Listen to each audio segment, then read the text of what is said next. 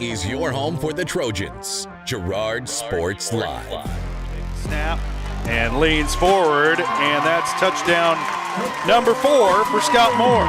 Girard Sports Live is presented by Pregame, your community technology partner. Learn more at ckt.net. Looks, throw over to Adolph, quickly down inside, wraparound Boatman, found herself in the right place, foul, and the bucket! He'll try a 3 and hits.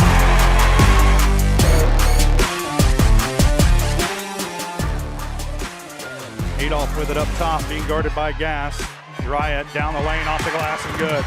Nice instinct by Adolph to just take it to the bucket. Fielded on the short hop, fires this one across. Able to throw the runner out by a step and a half.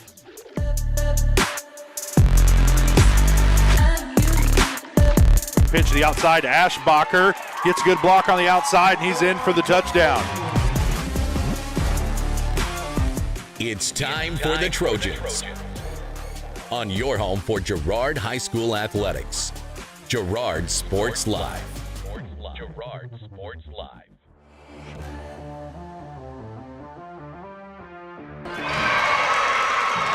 Good evening, everybody. Welcome out to Ted R. Taylor Gymnasium here in Girard, Kansas for tonight's Kansas Class 3A basketball matchup between the Girard Trojans and the Baxter Springs Lions. It's senior night here in Girard, so a special night for the class of 2025. We do want to let you know that Girard Sports Live is presented by Crawcan, your community technology partner. Don't get bit by slow speeds and high prices. Get Gigabit, the fastest internet in Southeast Kansas with Crawcan. To learn more, go to ruralfiber.org or see everything Crawcan has to offer at ckt.net. We're getting set to fire up the Community National Bank and Trust pregame show here tonight. Of course, we're going to have the boys-girls doubleheader. The girls set to tip off at about 6 o'clock. The boys to follow in the nightcap. Trojans come into tonight's game 15-2 on the girls' side, 8-1 in the CNC. Baxter girls 0-12, and the Trojans already saw these Lions once earlier in the season. They got the sweep on that night. That was back on, it was back in January, I think on the 7th of January when these two teams met, and the Trojan girls won that one 65-18. So Baxter looking to see some improvement tonight. The Trojans looking to keep it going as we're coming down the final stretch of the regular season. Trojans with just a few more games this year because of the snow. Both teams will be in action Saturday, tomorrow. The girls' game set to tip a little after 2. The boys' game to follow at about 4 o'clock. And Daryl's going to have that for you here on Girard Sports Live. Of course, those are home games for the Trojans here in Girard, so he'll be set up here and get you those games. I'll be at the Biz Expo tomorrow, and we'll both be working tomorrow just in different capacities, but we will have a game for you here Saturday. And then, of course, Tuesday night, the Trojans welcome in, or no, I believe it's a road game. Travel to Pittsburgh to take on Colgan. And I believe that's the final game of the year for the Trojans as they get ready to head into Sub-State. The girls, of course, the first round of Sub-State is a home and away because there's 16 teams in each Sub-State this year. And so the Trojan girls were likely to host first round game. The boys, we'll see. It looks likely that they will be on the road with a 5-12 record in that first round of Sub-State. So we'll wait and find out who their opponents will be. Of course, Keisha will get that all straightened out for us here in the blink of an eye. So stay posted or stay tuned for updates on all that. We'll step away for a quick break. When we come back, we'll get you your keys to the game, your starting lineups as we get closer to tip-off from here in Girard. Trojans and the Lions coming up on Girard Sports Live.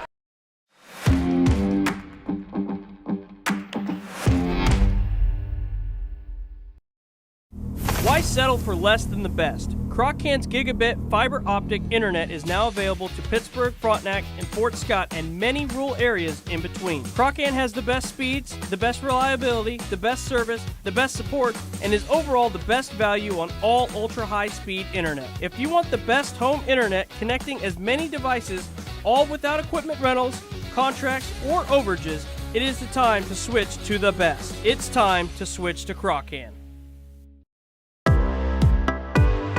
Community National Bank & Trust has been serving the area for more than 30 years with a strong commitment to the highest quality leadership and banking services. Missing that human touch with your bank? Come talk to a real person at Community National Bank & Trust. We're your local bank that's small enough to know you, yet big enough to offer the best products. Community National Bank & Trust. Federally insured, locally awesome. Member FDIC.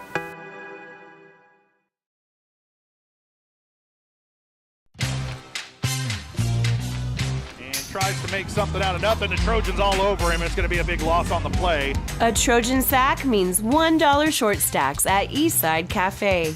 Kick off your day with a hearty breakfast or take that midday break at Eastside Cafe. And this fall, when the Trojans get a sack, you get $1 short stacks the next day. Eastside Cafe, a favorite of the 4 states winner. Go Trojans from Eastside Cafe. Since 1918, GN Bank has been the heart of our community. Big enough to meet all your banking needs, but small enough to offer that personal touch you deserve. From agricultural loans to home mortgages, GN Bank has the expertise, products, and service to help you thrive. With a pledge to treat others ethically, be adaptable, focus on customers, and invest in the communities they serve, GN Bank is committed to your success. The best place to bank and borrow, GN Bank, where community banking truly comes first. Equal housing lender, member FDIC.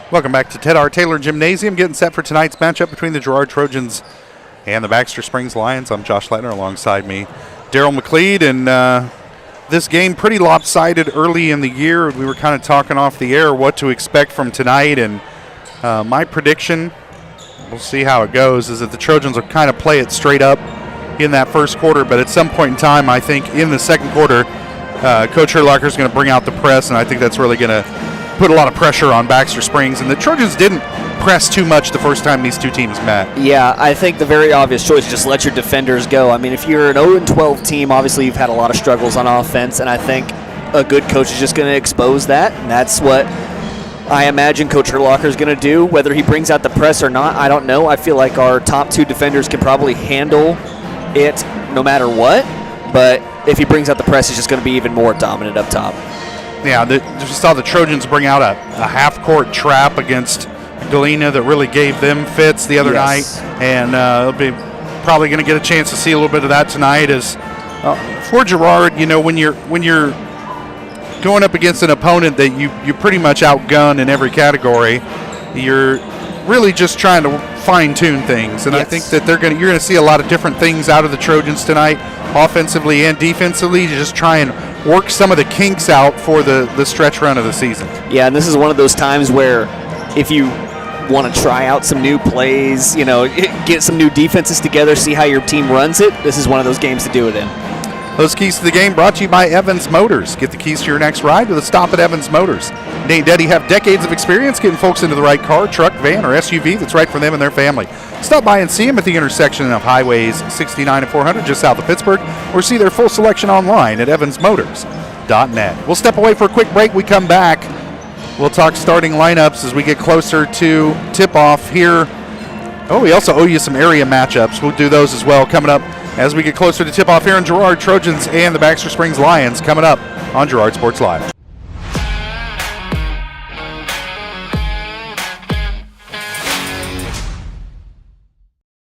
From the phone call to the service call, Roto-Rooter is there with fast and reliable sewer and drain service. From repair and replacement to septic and grease trap pumping, Roto-Rooter is here for you. With video inspections, Roto-Rooter can identify the exact issue to get the repair done quickly and correctly. Complete sewer line repairs or replacements, Roto-Rooter has you covered. Serving Crawford, Bourbon, and Cherokee counties, Roto-Rooter, 620-231-5630. If you're in the market to buy or sell a house, land, or commercial space, look no further than Lehman Realty. Locally owned and operated, Jason Lehman and his staff are ready to meet the needs of every client. When it comes to your listing, you can trust that Lehman Realty will take the time to get to know you and your property. Lehman Realty is a proud supporter of Girard Trojan Athletics Learn more at www.lehmanrealty.net or call Jason at 620-724-8020.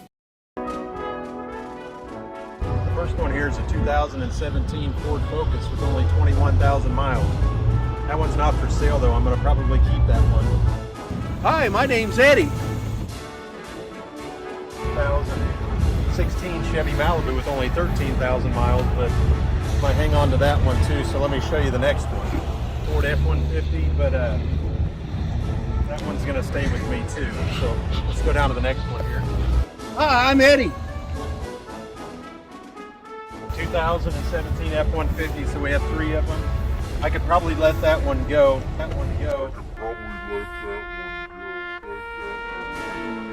Hi, my name's Eddie. 2015 Ford Transit Cargo. I'm going to keep that one because I have to move here soon. But the rest of them, you're welcome to come out and look at. And I think you'd like a lot of them. We appreciate your business.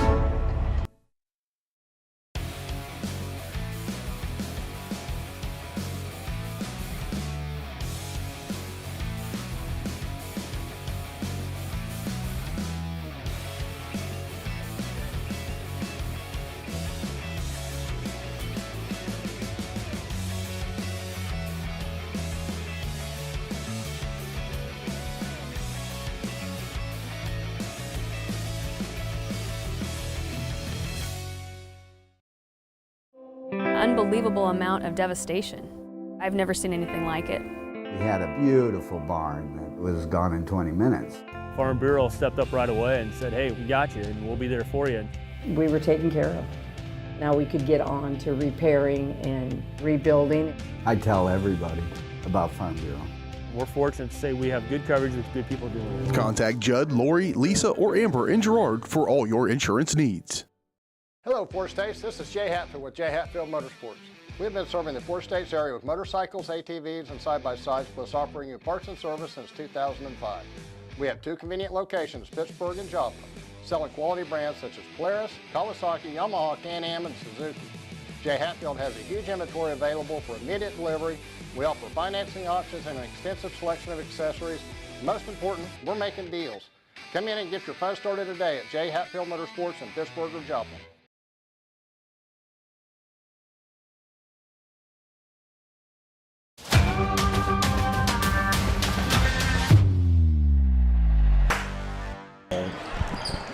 Welcome back to Ted R. Taylor Gymnasium. Trojans getting set to take on the Baxter Springs Lions. This just one of 157 games going on across the state of Kansas tonight. I would imagine y'all have just a abstract interest in about 10 of them. So let's take a look. A look at your area matchups is brought to you by Diskins Auto and Towing, 120 East Forest Avenue in downtown Girard. Diskins offers 24-hour towing, can repair all makes and models. To learn more, contact Diskins Auto and Towing at 620-724-8100. All right, tonight Chetopa travels to Altoona Midway. Chanute is at Coffeyville. Galena travels to Columbus. Parsons hosts Independence.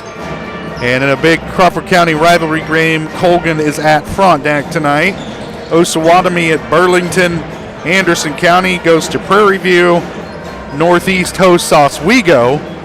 Caney Valley hosts Erie. And Fort Scott is at Pittsburgh, another big SEK League rivalry game going on there as well. And I believe it's senior night at Pittsburgh High tonight as well. So a lot of big games going on around the area. We'll take a quick break. We come back, we'll get you your starting lineups as we get closer to tip-off here in Girard. The Trojans and the Baxter Springs Lions coming up shortly on Girard Sports Live.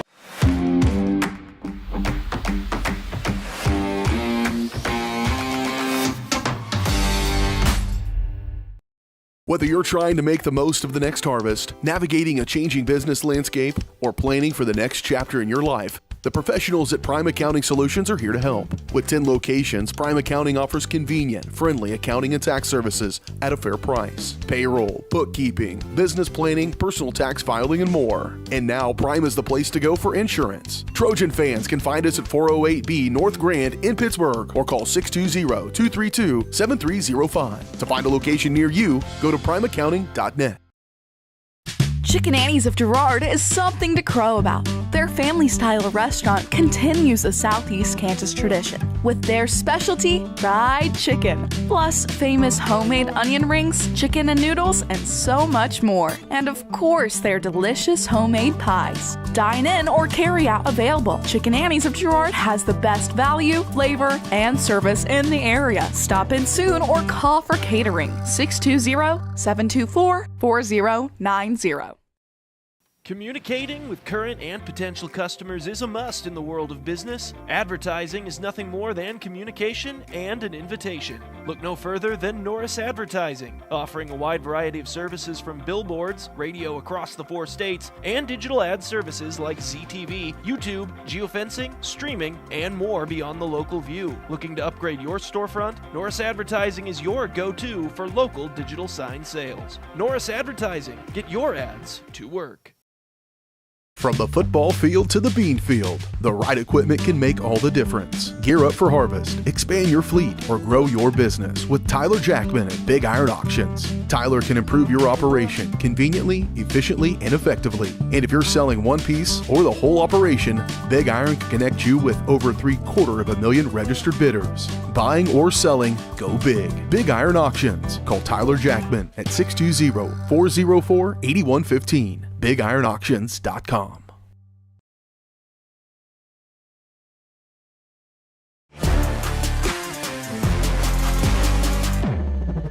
Traveling. Welcome back to Ted R. Taylor Gymnasium. Trojans getting set to take on the Baxter Springs Lions. This is the Community National Bank and Trust pregame show brought to you by Community National Bank and Trust. Serving the area for over 30 years. Stop in soon to pick up your very own Girard Trojan Instant Issue Mascot Debit Card. Community National Bank and Trust is a proud supporter of Girard Schools. Learn more online at mybankcnb.com. Trojan girls coming into tonight's opening matchup, 15-2, 8-1 overall in the CNC. Their lone loss is to Colgan this year, and the Trojans will get a chance for revenge coming up next week for that one. Baxter Springs 0-12. They're coming off of a 58-21 loss versus Columbus earlier this week. Of course, the first time these two teams met, the Trojans won that one 65-18 back on the 7th of January, but a lot of basketball has been played since then, and you got to think that the Lions are hoping for a bit better result on the girls' side. Trojan boys come in at 5-12. Baxter Springs, I had their record at 2-12, but you can't trust Max Preps. So we'll try and get some clarification on that as we go through the night. But the record's not good, and they've struggled a little bit this year. The Trojans handled them by about 10 points earlier this year, back in January, and we'll see what Baxter brings to the table tonight. Trojan boys desperately need a win here as we get down the final few games of the season heading into sub-state. Absolutely, and what Baxter has on their side is that it always causes trouble for the Trojan boys is that height. Jacob Grant comes in as 6'5". He might have grown even since the last time I've seen him, but Jacob Grant, a very tall, very well-rounded player down low, so it's going to be scary to see how he contests with Scott Moore tonight and how Scott Moore can come over that and handle it. And then for the up-top game as well, Baxter's very young, but they got a lot of young, quick guys as well. They're very mobile around up top, and they can cause some havoc if they really get their rhythm going. So it's no game to glance by. And you mentioned it, they only won by about 10 last time. The record might not show it, but they're a difficult team that you can't just pass over. Well, it'll be interesting to see how the Trojans get started tonight. That's really been kind of the thing that's plagued them on the boys' side, has been getting off to slow starts. Trojan girls, quite the opposite, as they've had a lot of halftime leads this year, and they put a lot of games away in those first 2 quarters. And I think in this first matchup, you got to be thinking Trojan girls are going to go for the throat pretty quick. Yeah, and I also don't want to be that person that's looking ahead, not focusing on this game, because you want to focus on this game. This is game number 1. You want to be 1-0 right here, right now, focusing on tonight. But looking forward, you got a game tomorrow on a less than 24-hour turnaround. I mean, that's exhausting for these young players. And 2 basketball games in a row, 2 straight days. That's a very good preview to sub-state and state. Or state, Yeah, looking forward, should we make it, crossing my fingers, knocking on wood. But it's going to be a brutal couple of days for you, and you're hoping that you can come out quick in the gates and therefore maybe get some rest time at the end of this game. And also, importantly, come out the back end of it healthy. Yes, absolutely. And that's a big thing when you're taking athletes out of their daily rhythm and kind of mixing it up here towards the end of the season, is that you really want to keep everybody healthy, keep everybody hydrated, and keep them ready to go, because the regular schedule that was the regular season is a thing of the past. Especially with the Arctic blizzard we got recently. Polar vortex. Elsa's wrath. Causing them to have very weird schedules, practices having to be moved around and whatnot. So being just shook out of that rhythm, you never want to have any injury, especially this late in the season. Well, let's step away for our final break. We'll come back to your starting lineups and have tip-off from here in Girard. Trojans and the Lions coming up next on Girard Sports Live.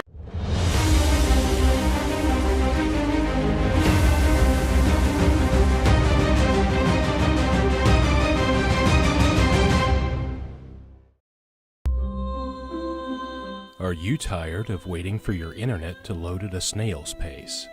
Or feeling like your connection is slower than a sloth's morning routine? Maybe your current internet feels as speedy as a sunbathing turtle. Well, say goodbye to the slow lane and welcome to Crawcan Fiber Optic Internet, where we leave the slow movers in the dust. You'll zoom through the web faster than Sharky being swarmed by his adoring fans. Crawcan Fiber Optic Internet, because life's too short to wait for slow connections. Producers Cooperative Association is the area leader in providing quality agricultural products, services, and markets. PCA has what you need to maximize your operation with a full-service agronomy department, grain origination, handling and storage, bulk fuels and lubricants, propane, a jam-packed farm store, and livestock feeds in bulk or bagged. PCA is proud to call Girard home and to support Trojan athletics. Stop by or see more online at pcacoop.com. Call's service is outstanding in their field, especially for those that are stuck, outstanding in their field. Call's carries a wide selection of farm, industrial, and heavy-duty tires, all from the best brands in the business. And they've got farm service trucks ready to go. Plus, Call's continues to be the place folks go for car and truck tires, repairs, oil changes, and so much more. If you're in the market for new tires in Southeast Kansas, make the right call to Call's Service, 620-724-4121. See more at callservicellc.com. Hydrix, your dependable independent. Depend on us for service, for selection, for price. Get huge Samsung savings. Leave notes, sync calendars, and display your photos on the new Samsung Family Hub refrigerator. Plus, get free same-day delivery. Why shop for appliances where the motto is do it yourself when you can depend on the know-how of people who live appliances every day? The only thing better than our price is our service. Hydrix, Fort Scott, and Girard.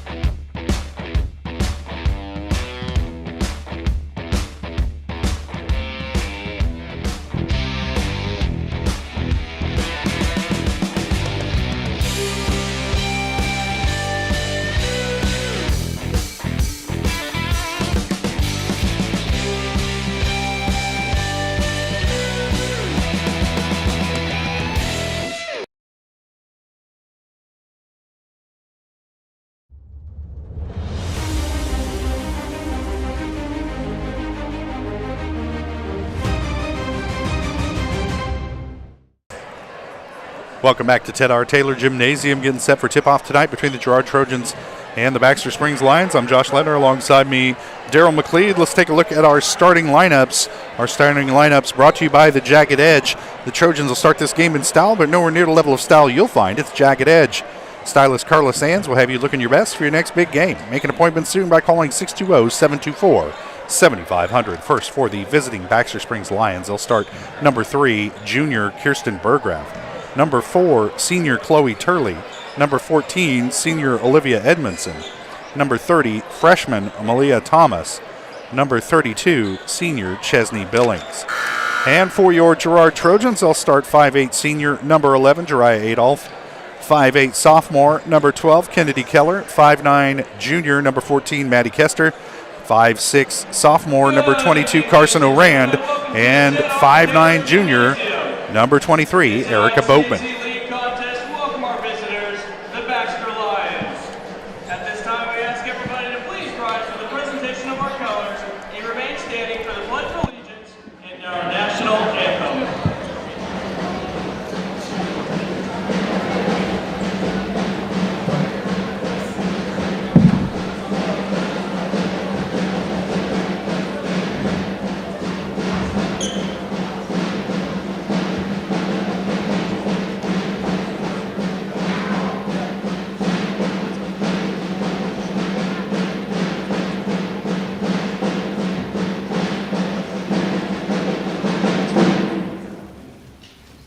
pledge allegiance to the flag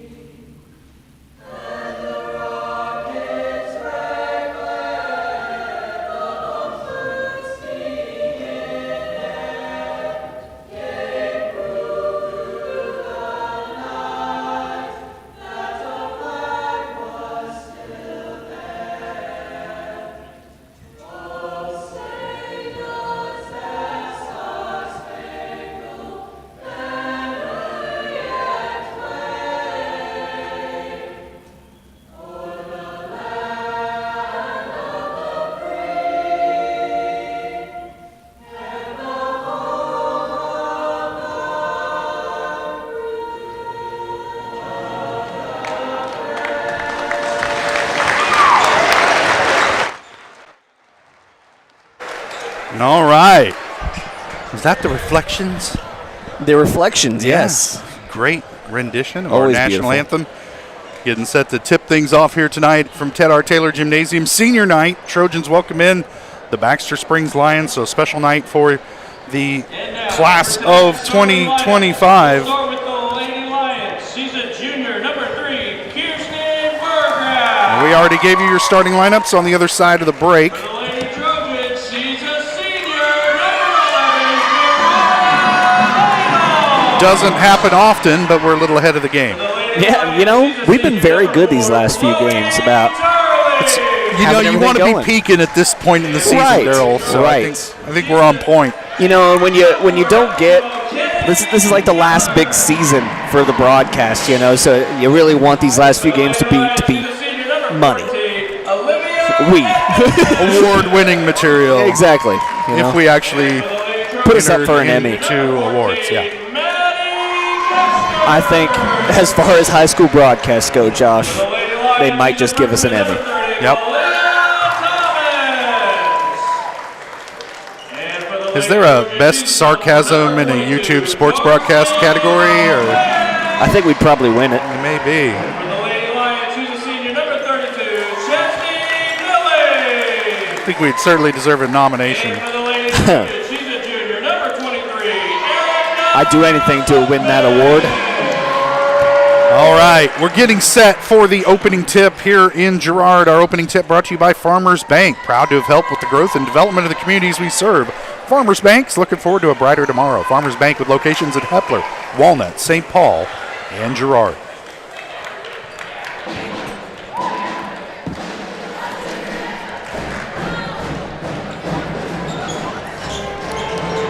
Bye-bye.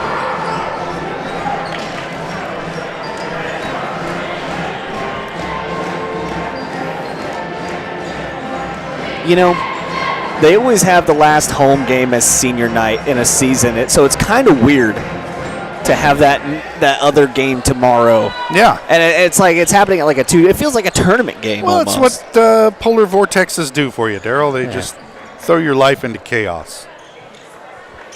Maddie Kester set to jump for the Trojans. Malaya Thomas, the freshman, going to jump for Baxter. Trojans control the tip as Boatman comes away with it. Now they get it ahead to O'Rand as the Trojans set up the half court here on the first offensive possession of the night. Boatman with it on the wing. She'll dribble top of the key. Now they'll swing it around to Kester on the far side. She's going to be whistled for a travel as she took a step before dribbling. And you Could have called about, 10,000 of those in the JV game tonight. Out pass over the top and out of bounds as both teams start the game with a turnover.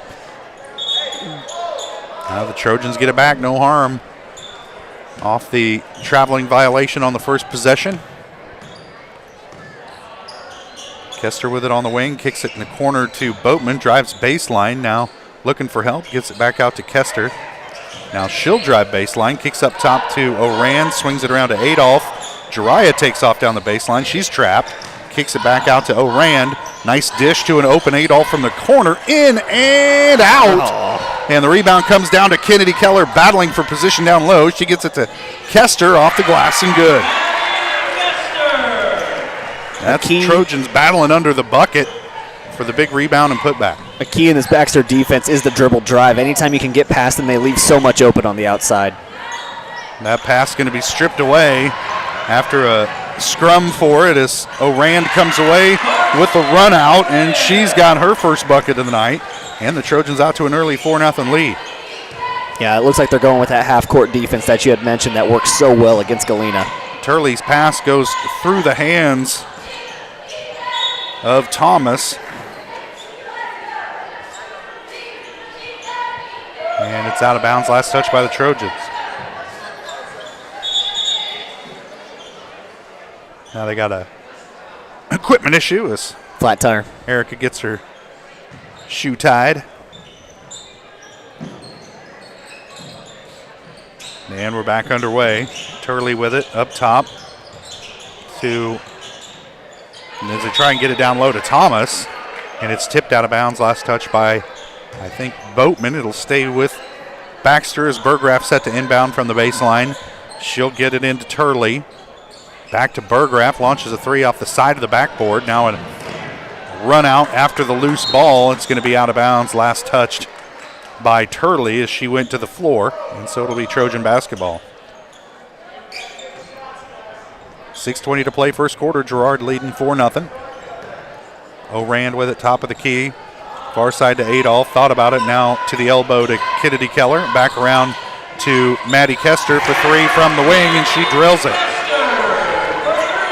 5 points for Kester, Trojans by 7. Those three-point shots are normally open against this Lions team. They have a trouble closing out on the defensive side. So those dribble drives and pass outs and even just straight wing passes are normally going to be open on the outside.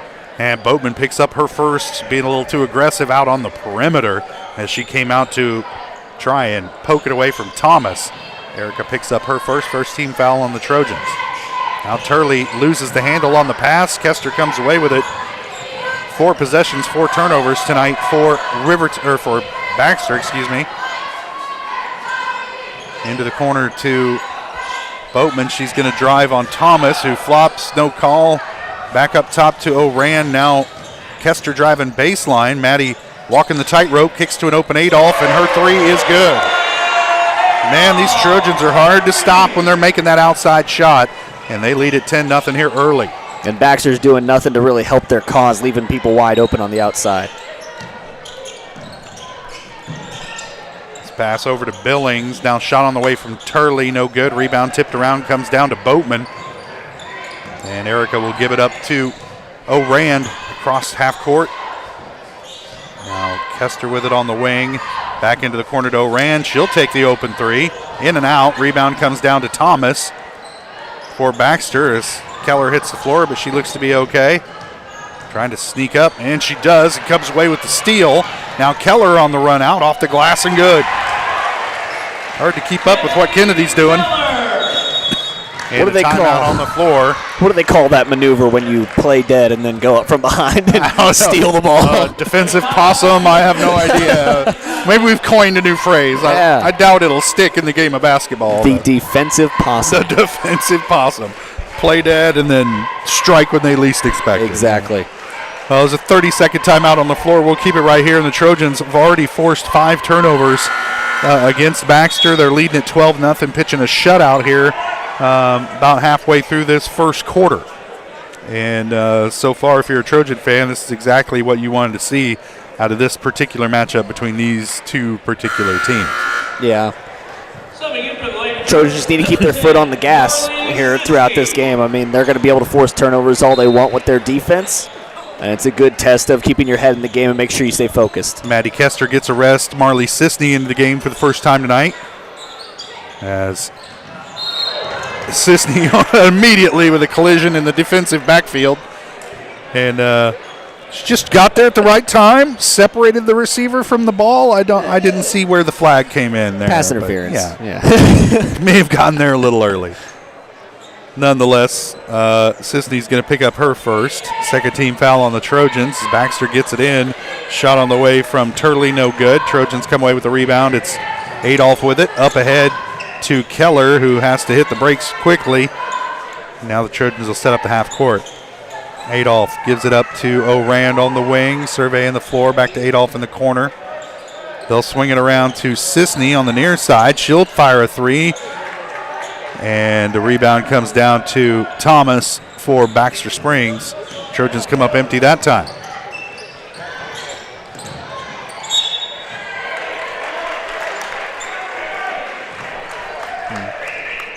And another turnover from Baxter. Edmondson kind of dribbled into some trouble there. Threw it away. Keller with it, looking for somewhere to go. Gets it to Boatman, middle of the lane. Quickly out to Adolph. Now back into Boatman. She's double teamed. Turnaround jumper on the baseline is good.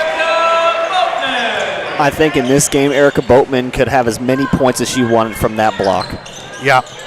And the double team does not seem to slow her down too awful much as the Trojans pick up a foul on the wrong side of the floor, as Keller's going to pick it up with some aggressive defense as the trap. I think they wait a couple more steps before bringing that trap so that you can use the timeline as a third defender. That one gets away, but gathered in by Billings. Now Berggraf with it. Cross court to Edmondson. Trying to get it down low to Turley, but it comes away to Boatman. Another turnover for Baxter as she gets it ahead to Keller, who's off the glass and good. Assist Boatman on that one. And the Trojans lead at 16-0. Quickly ahead, here comes Baxter. They'll kick it out. Turley battling for it, and they're going to have a held ball.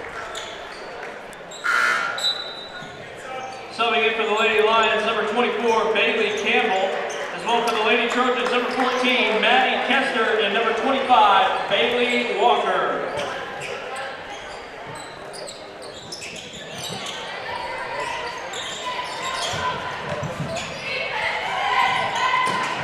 Campbell with it, just checked into the game. Gets it back up top to Billings. Now this is Berggraf with it. Trying to get it back to Billings. It's poked away, out of bounds. It'll be last touch by Keller, who went to the floor after it. And this is about the third time Kennedy's hit the floor tonight. And it will be the first or the third of many. Billings gives it up to Turley. Now back to Billings. She tries to drive, wants to kick it down low to Berggraf. First shot blocked from behind by Kester, but they get the whistle on Maddie, and that'll send Kirsten Berggraf to the line to shoot two. That's Kester's first, I believe the fourth team foul on the Trojans. So one more here in this first quarter, and it'll mean a lot of free throws for Baxter Springs down the next 2:29. Berggraf hits the first, and Baxter's on the board. Yeah, I don't know if foul trouble is going to be too much of a cause, though, here. The Trojans just being very aggressive, trying to force turnovers. And they're spreading it out. You got four girls with one foul. Yeah. So.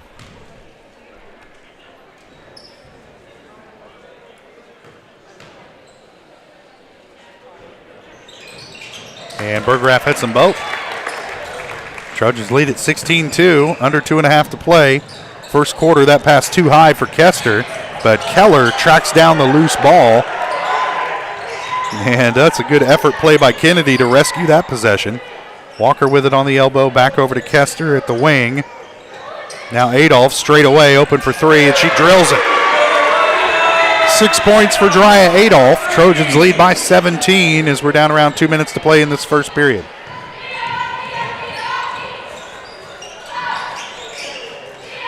Billings with it, she'll give it up to Burgraff. Now back up top to Turley. Surveying the floor. She'll get it over to Bailey Campbell. Her shot on the way. Miss. Thomas with the rebound, though, in the putback. And Malia Thomas gets Baxter their first field goal of the night. And she's been pretty good under the backboard tonight. Yeah, they've been wanting to go to her on the offensive side quite a bit, but they just haven't been able to get it down low yet. Adolph baseline to Stisney. Step through, off the glass, no good. Rebound tipped around. And it's going to come down to Burgraff for Baxter. She tries to get it ahead to Campbell, and now a tie-up. And it will be Trojan ball off the tie-up. The 7th turnover of the night on Baxter. Unofficially, I think it might be more. I get wrapped up in the moment sometimes, Daryl, and don't mark down the turnovers. I hear you. The main thing I focus on is rebounds, man. So yeah. Somebody's got to do it. I can't do it for some reason. Keller with it down low, kicks it back up top to an open Kester. High arcing three, no good, in and out. Rebound comes down to Kester, though. Now over to an open Adolph on the far side, front of that Trojan student section. She goes cross court to Sisney on the near side, and the Trojans will back it out and reset. Under a minute now to play. First quarter, Sisney opened in the corner, but passed a little bit low. She'll kick it around the horn to Adolph.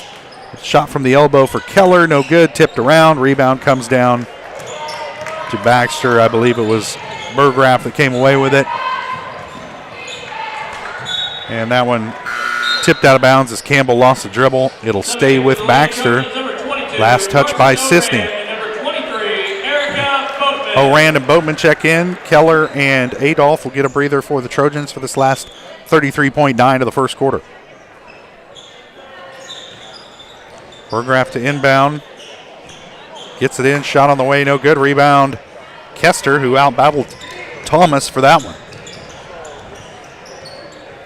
Oh. Kester used her hands, her head, everything she had to catch that pass. They get it down low to Walker. She's a lot of contact under the bucket, and her shot comes up short.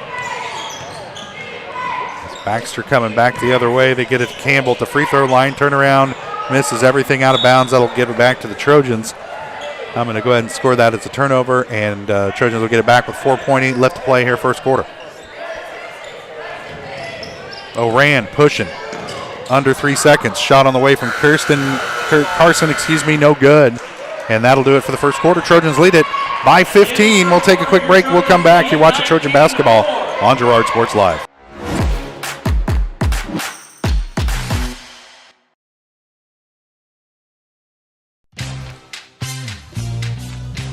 Tries to make something out of nothing. The Trojans all over him. It's going to be a big loss on the play. A Trojan sack means $1 short stacks at Eastside Cafe. Kick off your day with a hearty breakfast or take that midday break at Eastside Cafe. And this fall, when the Trojans get a sack, you get $1 short stacks the next day. Eastside Cafe, a favorite of the Four States winner. Go Trojans from Eastside Cafe. More than just your neighborhood pharmacy, Mathis Drug is your hometown partner in health.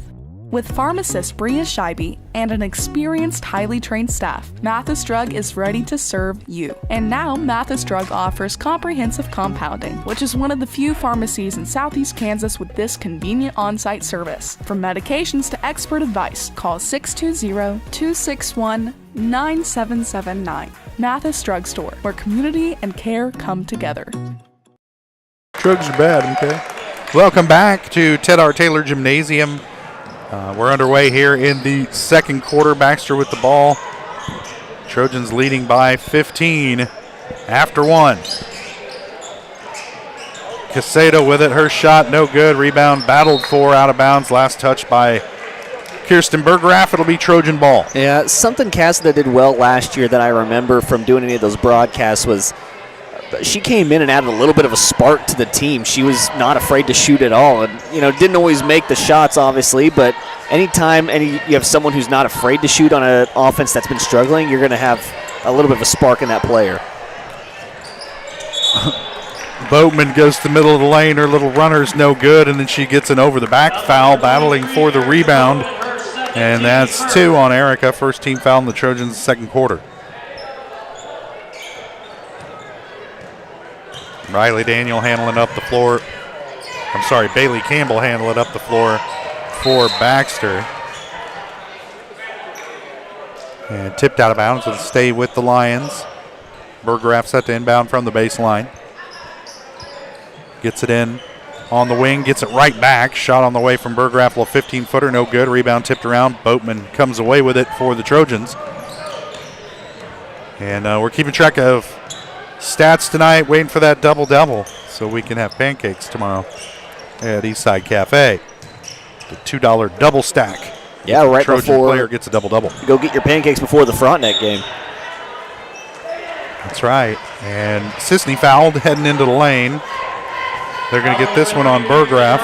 It's her first team foul on Baxter in the game. And Sisney will head to the line to shoot two. Usually the more aggressive team will be the one to head to the free throw line the most or to draw the most fouls, but hasn't really been the case tonight as Sisney misses the first. Yeah, I think we're seeing one of those rare cases where the Trojans are so aggressive defensively and the Lions so timid offensively and defensively that they're not going to just pick up fouls like that. It's also probably the mindset of the Trojans to go, go, go in this game. Second shot on the way from Sisney rattles out. Rebound Kester, put back no good. Maddie gets it again, gives it up to Boatman on the baseline, runs into Thomas and then loses the ball.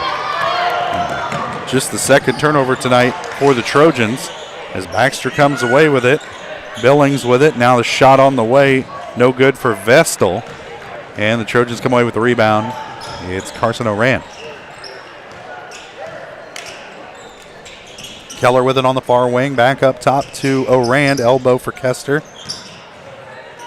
As they work it around the horn, now Kester gets it back in the lane, down low for Boatman, and she's fouled by Thomas. And Erica will head to the line to shoot a pair. Fouls on number 30, Malia Thomas, her first. That's Thomas's first, second team foul on Baxter. Number 23, Erica Boatman.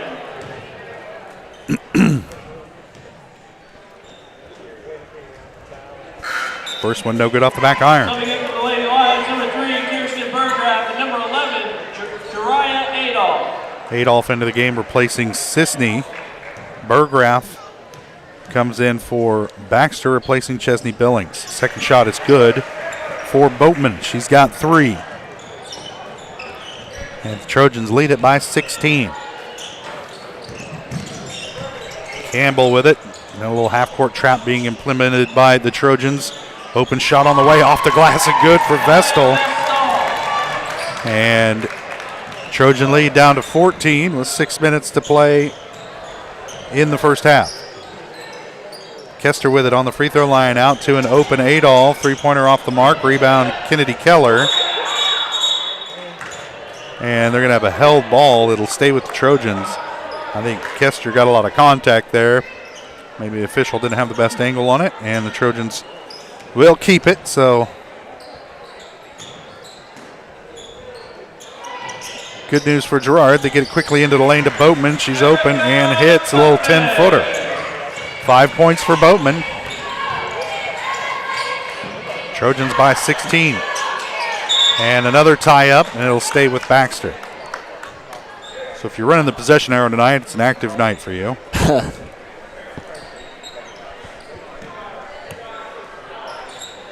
A lot of hand motions. Yep. Burgraff to inbound. She'll get it in to Campbell. Working against Oran. Lost her dribble, but Oran touched it, so it'll stay with Baxter. Vestal with it. Nowhere to go. She'll give it up to Quesada. Her pass high, but tracked down by Burgraff. Just not a lot of sure ball handlers out there tonight for Baxter. Vestal with it. Gives it back up to Quesada. Just really nowhere. No open looks here for these Lions. Quick shot on the way from Campbell. No good. Rebound. Boatman as Thomas hits the floor hard for Baxter. She's slow to get up, but here she comes. Boatman with it on the wing. Over to Kester for 3. A lot of contact after the shot. No call, and Thomas comes away with it for Baxter. And a timeout on the floor. The Lions want to talk it over. 30-second timeout. We have a timeout, Baxter Springs. It's a 30-second timeout. Coach Hartley wanted to talk things over. Excuse me, Coach LeTurner wanted to talk things over with his squad. Baxter's offense, obviously it's credit to the Trojan defense more than anything and how aggressive they're playing, how tight they're able to play this man coverage, but there's just not a lot of movement in that Baxter offense. And a lot of stationary players, not very good spacing, and they're not going to get shots from it. And also, and in this Trojan defense, you're going to have a hard time cracking it if you don't have a dribbler, a dribble penetrator. Yeah. And right now, Baxter nobody looks comfortable dribbling the basketball under pressure from this defense. And if you can't find that person, it's going to be a long night trying to pass yourself open. Absolutely. Especially when this Baxter offense kind of just thrives off catch-and-shoot offense. Yeah. If you're not going to have anyone who can take it to the bucket, it's going to be a real long night because the Trojans are just going to be anticipating. Yeah, you got to be able to draw a second defender and dish to an open shooter. And right now, I don't know that Baxter has anybody who's really adept at that. Back on the offensive end now for the Lions. It's Billings battling for it. And another turnover. The 9th on the night for Baxter.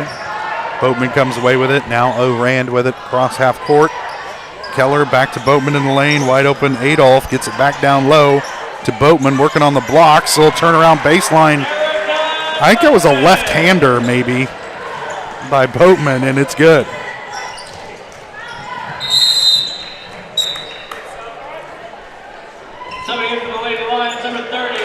And another turnover as Baxter going to sub in Thomas, and Vestal will get a seat. Trojans with it back. 4 minutes to play. First half, Trojans leading it by 18. Boatman going to pull the trigger on a three from the corner, no good, but the rebound tipped back in bounds right to Dry Adolph. She finds an open Keller under the bucket, off the glass and good. 6 points for Keller, and the Trojans lead by 20.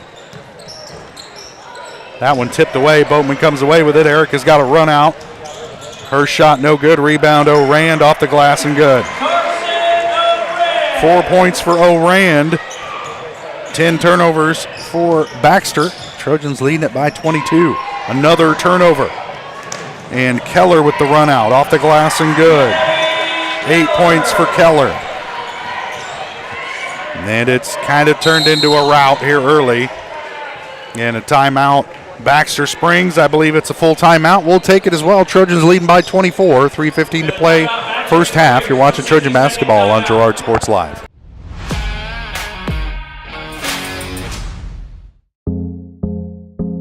I was raised in a small town, and there was a lot of people who took time to invest in me. And so when we decided to open up our offices, we want to make sure that we're pouring back into the community that's giving to us. We care. We want to be involved. We want to have a passion for what you have a passion for. We want to be able to give back. And that's the foundation. That's why we're more than just insurance.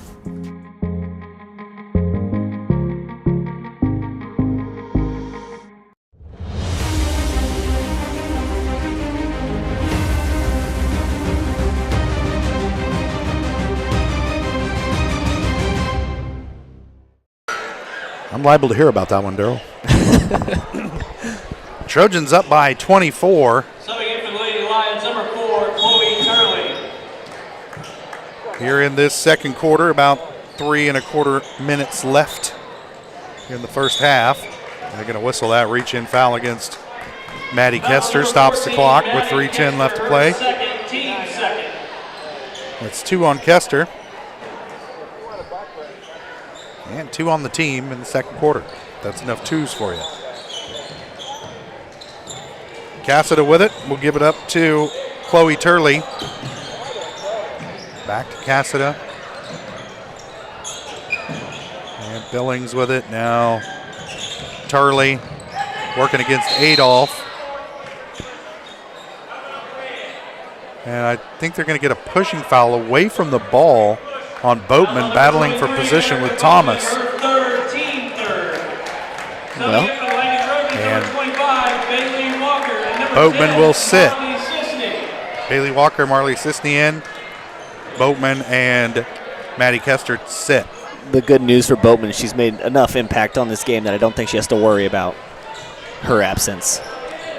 Open shot on the way for Cassida, no good. Rebound comes down to Billings. Her shot no good. Now Turley with it. Back to Billings. Another shot deflected, and the rebound ripped away by Marley Sisney, and the Trojans get it back.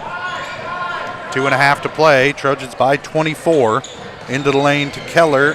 Corner for Sisney, and she'll dribble it back out as the Trojans can afford to burn some clock here in the last 2.5 minutes of this first half. Comfortably in the lead as there's a foul on the outside. They're going to get Thomas with this one. Foul on number 30, Malia Thomas, her second, team third.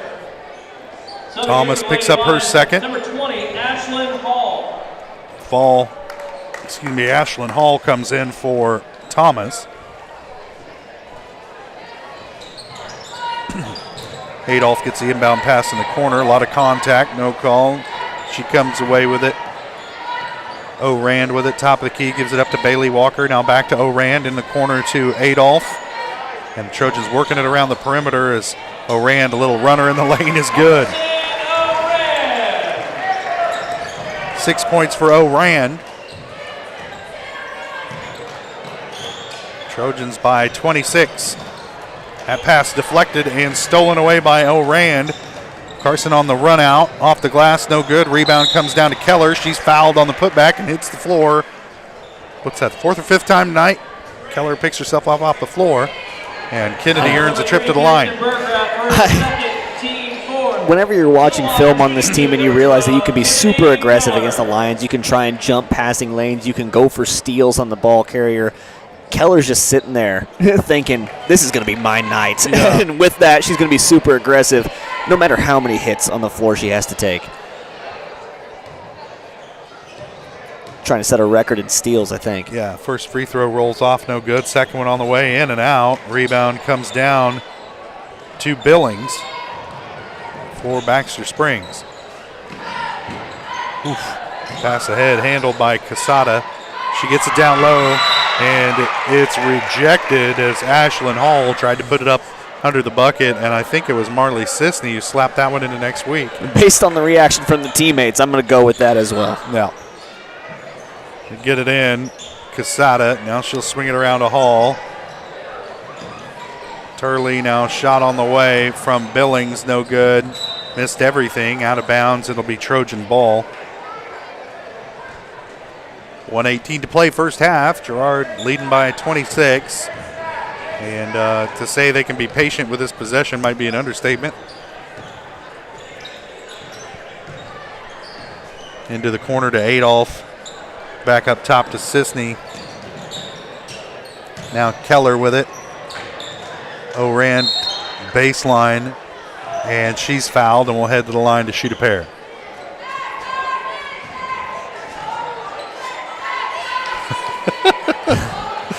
Reading the nonverbals between coaches and officials is fun. Coach LeTurner wanted to travel, and the official, yeah, said nah. She might not have taken that extra step if somebody wasn't hanging on to her arm. O'Rand missed the first. Malia Thomas into the game for Baxter Springs as Kirsten Bergrath will sit. Second shot on the way from O'Rand is good.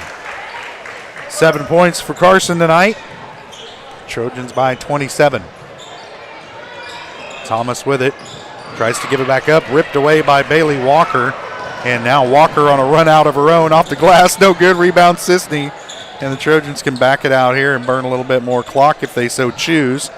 That one tipped out of bounds. Last touched by Casada. And it'll stay with Girard. 39.6 to play. First half, Edmondson into the game for Baxter, replacing Chloe Turley. O'Rand with it off the inbound, dribbling around, gives it up to Sisney. Her pass deflected and stolen by Casada. That's just the third turnover tonight by the Trojans. And a travel by Casada gives it right back to Girard. That's the 15th turnover of the night on Baxter. Casada was just trying to get it ahead to anyone, picked up her dribble. She got immediately defended by a couple of those Trojans and then was just looking for help and didn't find it. O'Rand with it off the inbound. Clock runs. We're now under 20 seconds to play. First half. O'Rand with it on the wing. Cross court to Adolph. Who'll just go ahead and drive. Off the glass and good. They're going to give Jiraiya the charge as Malia Thomas stood her ground in there. And Adolph picks up her first on a charge. She smiles coming down the court. Yeah, that bench is hyping her up for being that aggressive. Yeah. Take the contact any day. Billings with it. Over to Hall. She'll launch a three, way short of the mark. Adolph comes away with it for Girard. It's Hall trying to guard her up the floor, and that'll do it for the first half. Trojans lead it 33-6. We'll take a quick break. We'll be back with the GN Bank halftime show. You're watching Trojan basketball on Girard Sports Live.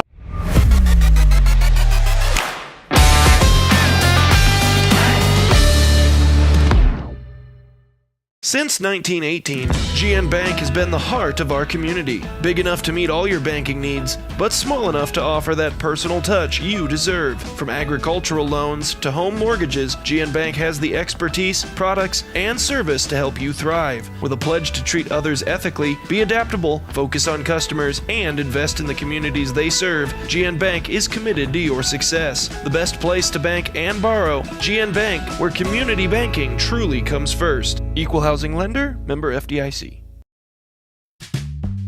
Selling equipment can be a hassle. Whether you're needing to replace an old tractor or you're finally getting to retire, the time and energy needed to clean, prep, promote, and sell seems daunting. That's why you need Tyler Jackman and Big Iron Auctions. From one piece to the whole farm, Big Iron Auctions can deliver your items to more than 750,000 registered bidders. Call Tyler Jackman at 620-404-8115 or learn more at BigIronAuctions.com. It's a bird. It's a plane. It's Chicken Annie's Girard. When you're facing a chicken emergency, there's only one hero. Catering and carry out from Chicken Annie's Girard. When an onion ring craving is too much to bear, when the family's coming over and you weren't aware, it's Chicken Annie's Girard to the rescue. When there's 20, 30, 100 to feed, you need Chicken Annie's Girard indeed. A heroic value, superb flavor. When there's a chicken emergency, there's only one hero. Chicken Annie's Girard. If you're in the market to buy or sell a house, land, or commercial space, look no further than Lehman Realty. Locally owned and operated, Jason Lehman and his staff are ready to meet the needs of every client.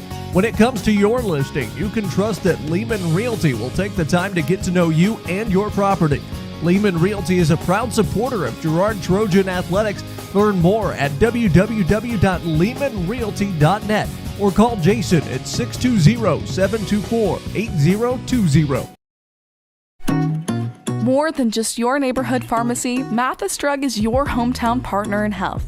With pharmacist Bria Scheibe and an experienced, highly trained staff, Mathis Drug is ready to serve you. And now, Mathis Drug offers comprehensive compounding, which is one of the few pharmacies in Southeast Kansas with this convenient on-site service. From medications to expert advice, call 620-261-9779. Mathis Drug Store, where community and care come together. From the phone call to the service call, Roto-Rooter is there with fast and reliable sewer and drain service. From repair and replacement to septic and grease trap pumping, Roto-Rooter is here for you. With video inspections, Roto-Rooter can identify the exact issue to get the repair done quickly and correctly. Complete sewer line repairs or replacements, Roto-Rooter has you covered. Serving Crawford, Bourbon, and Cherokee counties, Roto-Rooter, 620-231-5630.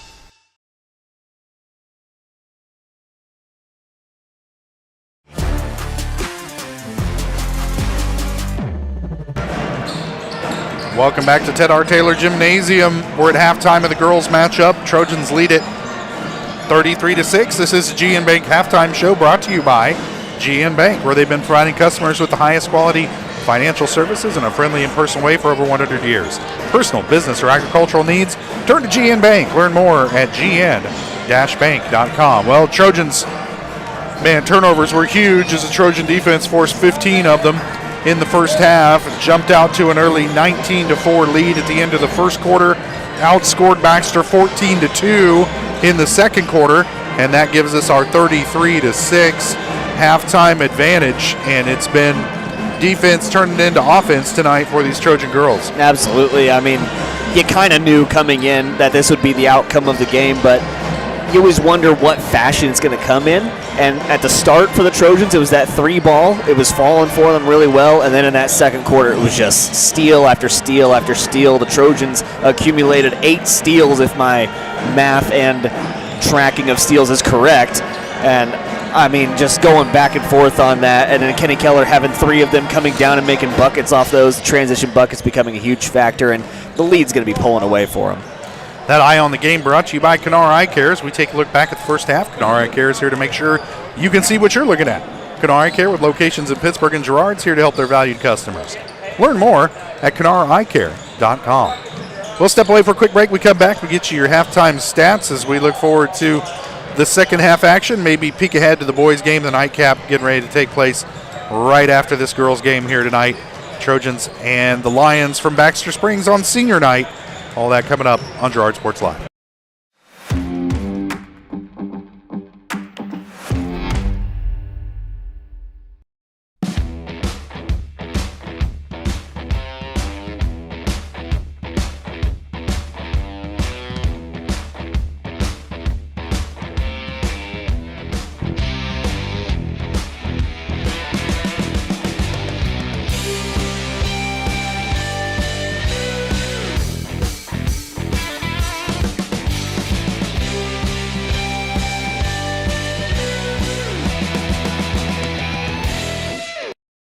Communicating with current and potential customers is a must in the world of business. Advertising is nothing more than communication and an invitation. Look no further than Norris Advertising, offering a wide variety of services from billboards, radio across the 4 states, and digital ad services like ZTV, YouTube, geofencing, streaming, and more beyond the local view. Looking to upgrade your storefront? Norris Advertising is your go-to for local digital sign sales. Norris Advertising. Get your ads to work. Chicken Annie's of Girard is something to crow about. Their family-style restaurant continues a Southeast Kansas tradition with their specialty fried chicken, plus famous homemade onion rings, chicken and noodles, and so much more. And of course, their delicious homemade pies. Dine in or carry out available. Chicken Annie's of Girard has the best value, flavor, and service in the area. Stop in soon or call for catering. 620-724-4090. You've enjoyed life. Over the years, your community has become your passion, something you hope future generations get to experience, just as you have. That's why the Girard Area Community Foundation has worked hard to help fulfill charitable goals and inspire generosity, meeting the needs of the communities they serve. Creating a legacy fund with GACF ensures what you leave behind is an effective and lasting improvement in the community you love so dearly. Make plans to visit GirardAreaFoundation.com, preserving traditions for those who follow.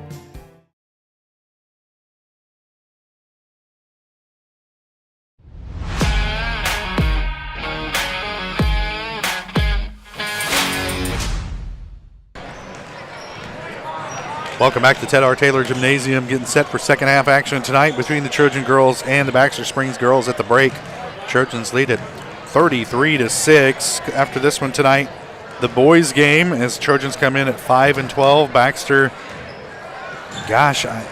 Max Prep has them at 2-12. I think they've got more games than that. I don't trust Max Preps as far as I can throw them. That's fair. And but the Baxter boys have struggled this year to find wins. The Trojans have as well. And but the first matchup back on the 7th of January, Trojans won that one by about 10 points. And so both teams looking for an improved performance here tonight in the nightcap. But at the break, Trojan girls in the driver's seat and comfortably in cruise control at 33-6. They outscored Baxter 19-4 in that first quarter, and then outscored them 14-2 in the second quarter to take this halftime lead. Let's go ahead and take a look at those first half stats brought to you by B&B Excavating. Numbers don't lie, dirt's heavy, so trust the guys at B&B Excavating to move what needs moving. Specializing in septic systems, water line install and repair, driveways, rock hauling, and leveling. Call B&B Excavating at 620-724-2735. First for Baxter, just 3 players in the scoring column tonight. Maya Bestel, Kirsten Bergraff, and Malaya Thomas. a bucket each. And that's all the scoring for Baxter. For the Trojans, they're led in scoring by Kennedy Keller. She's got 8 points. Erica Boatman and Carson O'Rand with 7 points each. Each of those girls scoring 6 of them in that second quarter.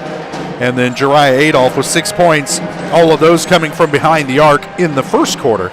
And that's all the scoring for Girard tonight. Yeah, and the unfortunate thing on the other side of the stats is it's been very widespread, and it's kind of the rising tide, as you had mentioned.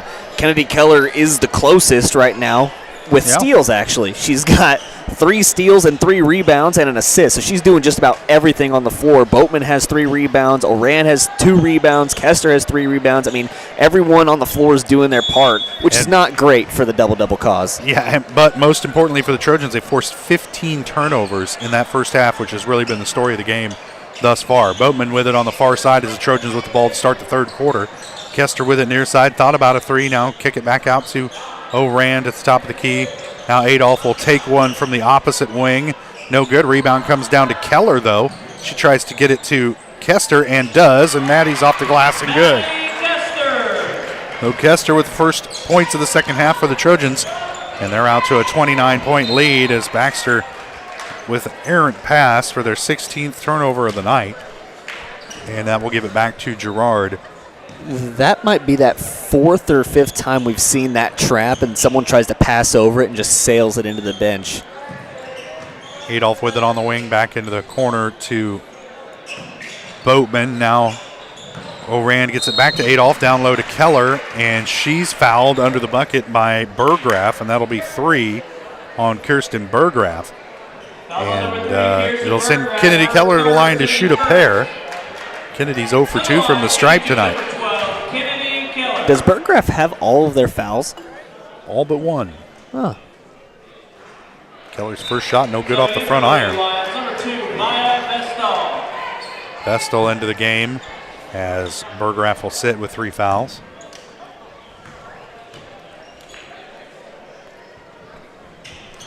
Keller's second shot, no good off the front iron, but the rebound comes down to Boatman. And so the Trojans keep the possession alive. Out to O'Rand. Now to Kester. She'll pop the trigger on a 3 and nails it.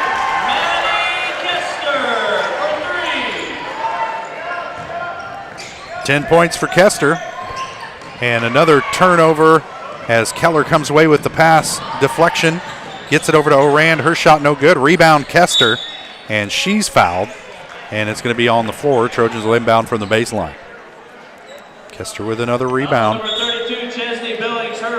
And she's officially got 10 points. So we're halfway to a double-double for Maddie Kester, for those of you scoring at home. With the running clock, though, and the possibility that they'll be taken out very soon, I don't know if we'll have this. May not get there. I don't know if we'll have the pleasure of seeing it in this game. Boatman, middle of the lane, a lot of contact, gives it up to O'Rand. Her pass fought over by Kester and Keller, and the Trojans keep it as Keller fights to tip it to Adolph. Now Boatman with it back on the wing, spinning into the lane, shot on the way, short of the mark, rebound Keller.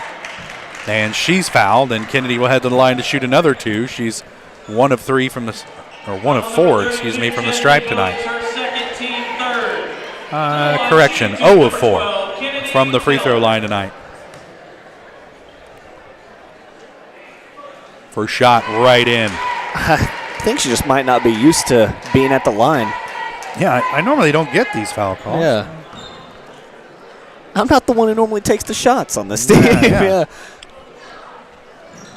And the second one in and out. Rebound Boatman. Put back is good. Boatman's got 9.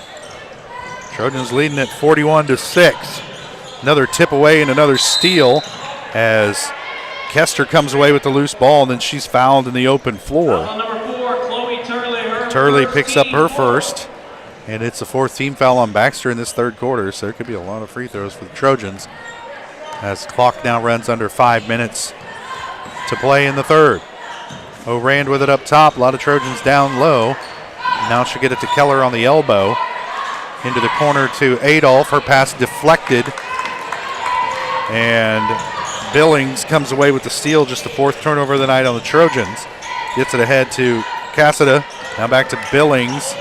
She dribbles out of trouble, kicks it over to Turley. She'll drive baseline, gets it back to Thomas. She's fouled by Boatman and the bucket. Boatman saying, oh my gosh, after that, because she knew as soon as she stuck her hand in that she was going to get that foul. She flew those arms up in the air, but it was not quick enough, and they're going to draw that foul every single time. 4th foul on Boatman as Thomas's free throw no good. Rebound Keller. O'Rand will walk it up the floor for the Trojans as we tick under 4 minutes to play third quarter. Into the corner to Kester. Back to Boatman on the blocks. Kicks it over to an open Keller, and she's fouled by Turley, who picks up her second. And that'll put Keller back at the line to shoot another pair. Well, and it'll be a lot of free throws over the next, well, the clock's still running, 3.5 minutes here for the Trojans. Keller's first shot on the way, in and out. Kennedy shot a lot of free throws, but just made one. She's 1 of 7 from the line tonight.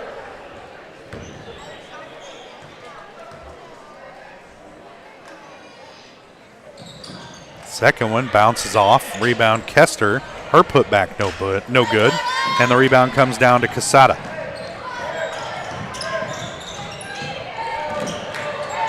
Casada being double teamed out near half court. We got a held ball. Possession arrow is going to favor Baxter. They'll keep it.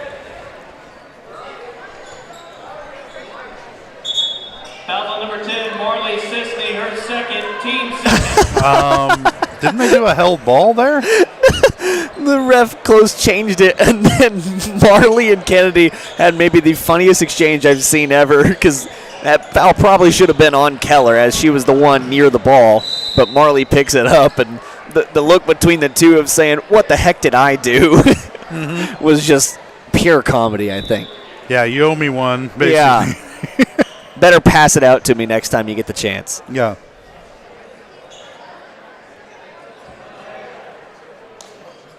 What was that? Okay. Yeah. They'll get it into Berggraf. Back up top to Billings. Back to Berggraf on the wing. Looking down low. She'll put it on the floor. Sisney there to cut her off. Her bounce pass picked off by Adolph, and that's the 18th turnover of the game for Baxter, unofficially. Kester gets it on the wing for the Trojans, and although she's going to go ahead and take that. In and out off the glass, no good. Rebound comes down to Casada.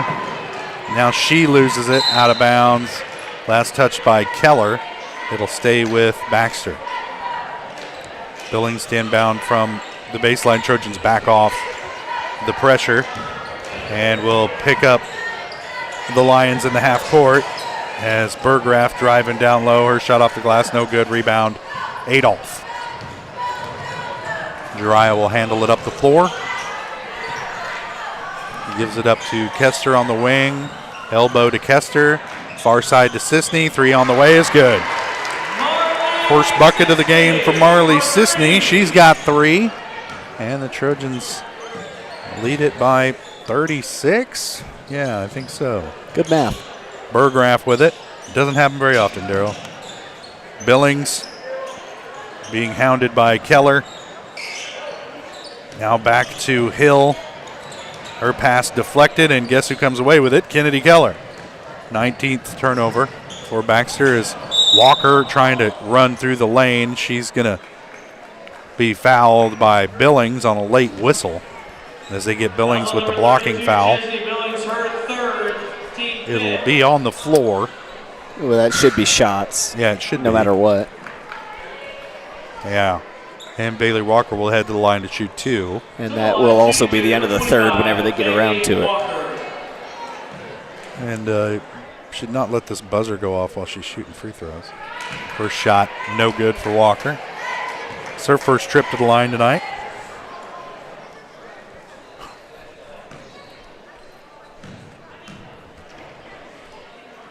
Second shot on the way from Bailey, in and out. Rebound comes down to Thomas, and that's going to do it for the third quarter. We'll step away for a quick break. Trojans leading it by 36, 44-8 over the Baxter Springs Lions. We'll be back for the final quarter. You're watching Trojan Basketball on Girard Sports Live.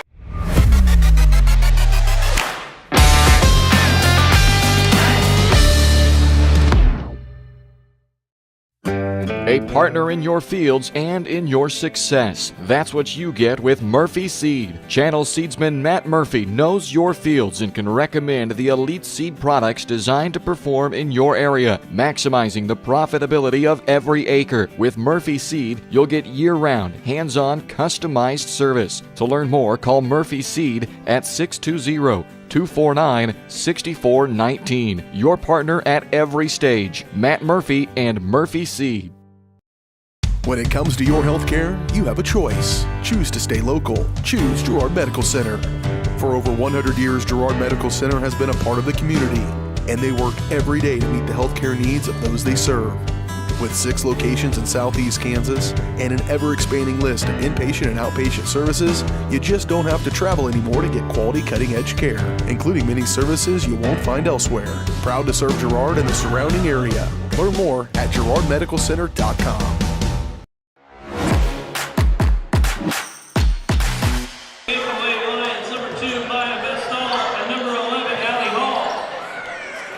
Baxter with the ball to start the fourth quarter. Some of the Trojans get onto the floor late. Billings handling it. She'll give it up to Bergraff driving down the lane, and she's going to be whistled for the travel.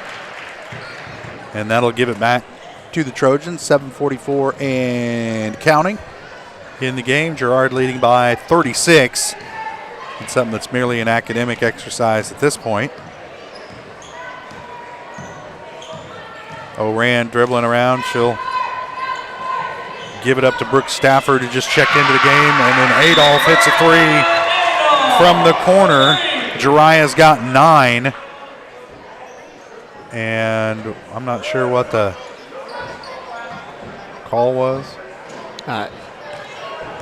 Don't know. Trojans leading it by 39. As Billings with it, top of the key. Thomas with it now, free throw line. She'll put it on the floor, heads down the lane, almost loses it. As Trojan defense cuts her off, trying to find somebody, and Bailey Walker finally steals it away from her. And Bailey off and running. Off the glass, no good. Tipped around, out of bounds. Last touch by Baxter Springs. It'll stay with the Trojans. You know, for Walker, I think in the next year, she's just a junior. She's got one more year left. I would really like to see her hone in those dribbling skills, because she's got really good potential at being a guard. She goes so quick after she gets the ball. Runner into the lane is good. 11 points for Adolph. This is Bergraff with it into the corner. Shot on the way from Vestal. In and out, no good. And Walker goes to the ground with Thomas. Hard. And Bailey slow to get up.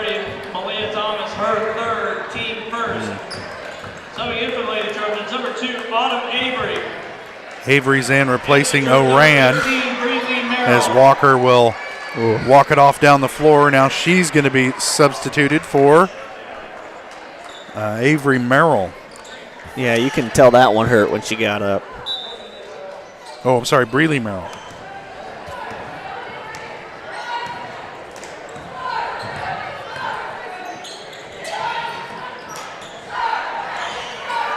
Shot on the way from Stafford, no good. Merrill can't handle the rebound, out of bounds. It'll be Baxter ball.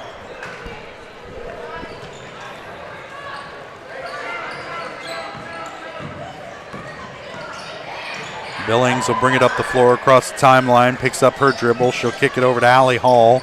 Tries to drive baseline on Sisney. Now back out to Billings. To the elbow, she'll kick it out to Bergraff. Thought about a 3, now she puts it on the floor. We'll give it back to Billings as Stafford picks her up, top of the key. Now back over to Vestal, who kind of got away with a walk there. Gets it back to Billings. Now Hall, and that pass intended for Vestal, but she wasn't ready for it, and it'll go out of bounds. It'll be Trojan ball, and a shift change for Baxter Springs. We'll try and keep up with this action as Reagan Oplotnik, who just checked into the game, will get it into Stafford. And this lineup's looking minus Jariah Adolph. It's looking a lot like that JV game, as Adolph almost threw it away, gets it back. Now Stafford with it, dribbles off her leg, out of bounds. It'll be,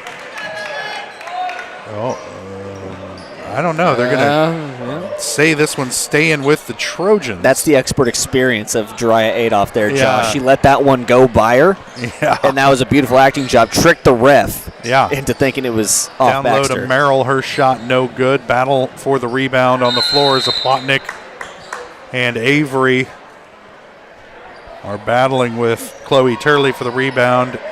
It'll stay with the Trojans. This Girard possession could last the rest of the night. Hey. Plotnik to throw it in, gets it into Adolph for three. Jiraiya nails it. 14 points for Adolph as they quickly get it ahead to Turley.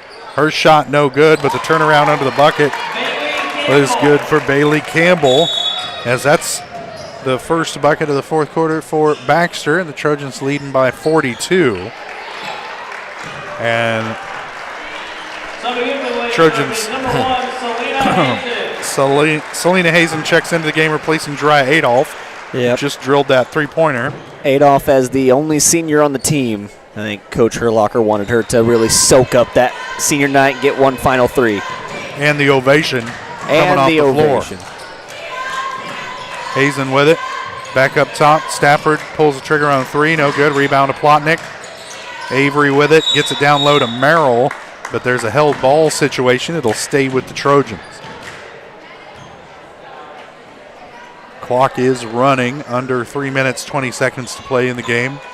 Trojans comfortably out in front by 42.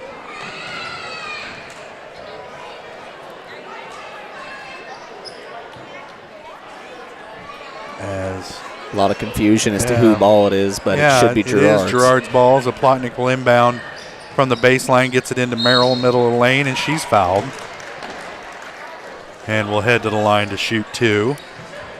Depending on your shot routine, you can really soak up a lot of clock here with the running clock, Josh. Right. Ashlyn Hall picks up her first. And that'll send Breeley Merrill to the line for the first time tonight in the varsity matchup. She misses her first free throw.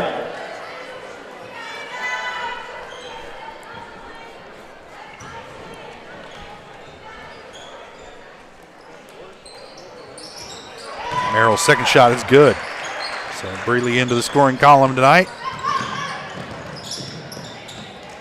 As Baxter working it up the floor as Edmondson gives it up to Turley. Now a battle for a loose ball as Bailey Campbell hits the floor for Baxter Springs, but they'll turn it over to the Trojans. That's the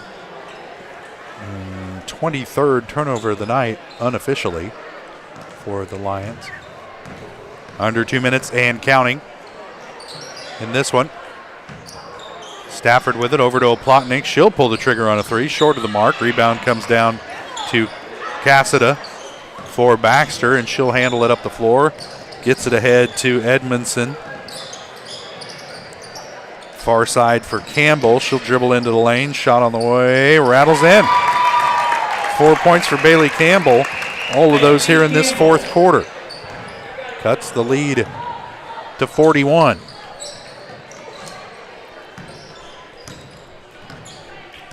Stafford with it. Over to Plotnik on the wing. Avery at the elbow. Almost throws it away, but Merrill comes away with it. Now Stafford from NBA range. Off the glass, no good. Rebound Edmondson for Baxter. She's going to bring it up the floor, being guarded very closely by Hazen. Shot on the way, no good. Rebound tipped around. Hazen comes away with it for the Trojans. She'll give it up to Stafford, who will bring it up the floor. Running clock still in effect as we're under 49 seconds to play. Merrill in the lane, has trouble with the pass, ends up with Plotnik on the outside. Now Stafford with it, top of the key. She's clobbered by Cassida. Number 5, Bella Cassida. Have that as her first, and it is. Third team foul on Baxter Springs as they get it into Stafford. What is going on down there on the Trojan bench? I don't know. It's some chicanery. A lot of towels on heads. Stafford with it, almost lost it, gets it back. She's going to try and just dribble it out as she's getting grief from her teammates over on the bench. I think they want her to take this buzzer beater. And that'll do it. Trojans win it 53-12 over the Baxter Springs Lions. Trojans improve to 16-2, 9-1 in the CNC. And Baxter falls to 0-13 and 0 for the league this year. And we'll step away for a quick break. We'll be back with the Eastside Cafe post-game show, talk about this one, and get set for the boys' matchup coming up in the nightcap. You're watching Trojan basketball on Girard Sports Live.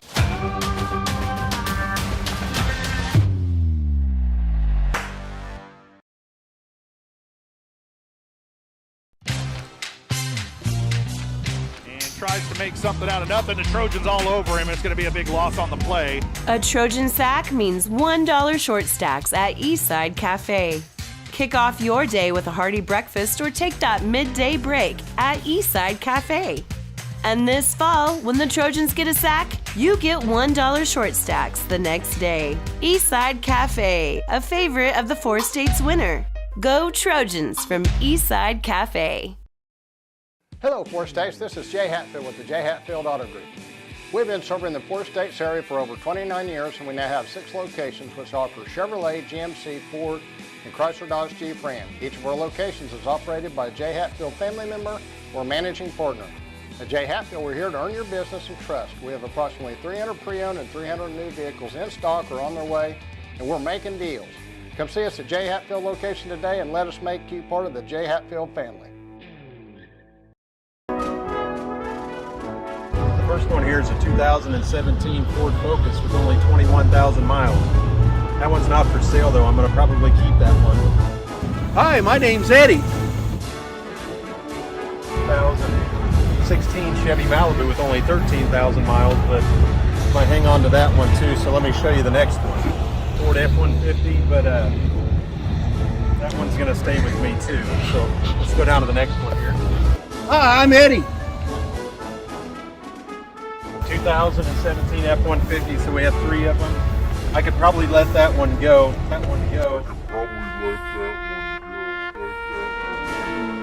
Hi, my name's Eddie.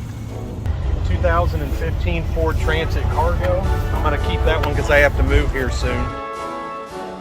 But the rest of them, you're welcome to come out and look at. And I think you'd like a lot of them.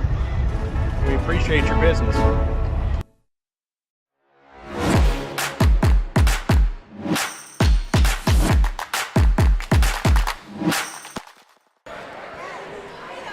Welcome back to Ted R. Taylor Gymnasium here in Girard. Trojan girls win the opener 53-12 tonight over Baxter Springs. Boys game getting set to start, but it is senior night, so we have certain obligations as an organization that we need to take care of tonight. So we'll bring you all the senior night festivities from here in Girard. And this is the part where I shut up.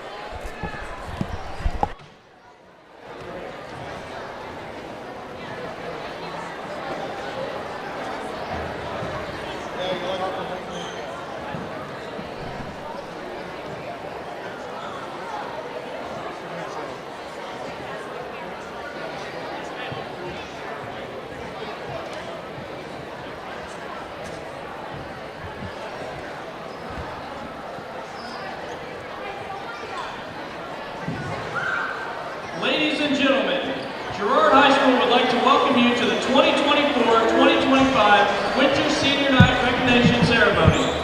We would like to thank you all for your time and ask you for your attention as we honor our seniors. Our Winter Senior Night will recognize the following athletes and activities: boys and girls basketball, boys and girls wrestling, cheer, dance, choir, reflections, and Scholars Bowl. Our first senior tonight is Ranson Bourne.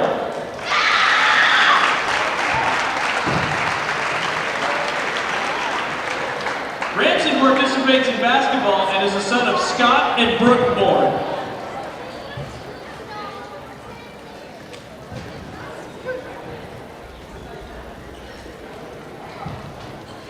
Next is Scott Moore.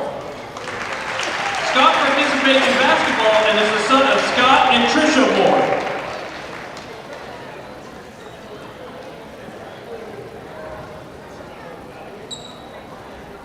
Siler Sammons.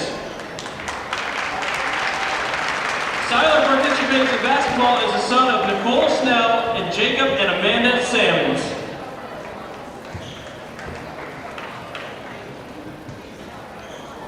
Levi Blair. Levi participates in basketball and choir and is the son of Bruce and Christy Blair.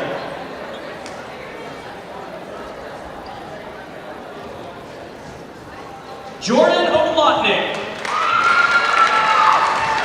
Jordan participates in color guard and choir and is the daughter of Ronnie and Sherilyn Oplotnik. Emily Ferguson. Emily participates in cheer and is the daughter of Todd and Lori Ferguson. Valeria Garcia. Valeria participates in cheer and is the daughter of Marcos and Tamara Garcia, escorted tonight by her sister Paloma Garcia and Aunt Justine Sullivan. Connor Hudson. Connor participates in cheer and is the daughter of Jeremiah and Dusty Hudson. Aiden Sisney. Aiden participates in cheer and is the daughter of Mike and Missy Sisney. Ariana Ramirez. Ariana participates in choir and is the daughter of Brian and Marcia Bean, escorted tonight by Marcia and her brother, Jaden Kirkpatrick. Lillian Ripper. Lillian participates in choir and is the daughter of Dallas and Jessica Ripper.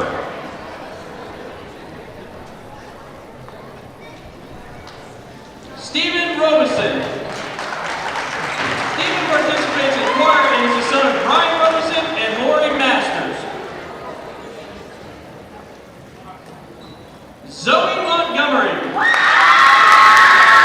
Zoe participates in dance and is the daughter of Stephanie Montgomery, Heath Maycomer, and the late Jeff Montgomery. Delaney Rob Lear. Delaney participates in dance and is the daughter of Jason and Heather Flanagan and Josh and Rachel Roblear.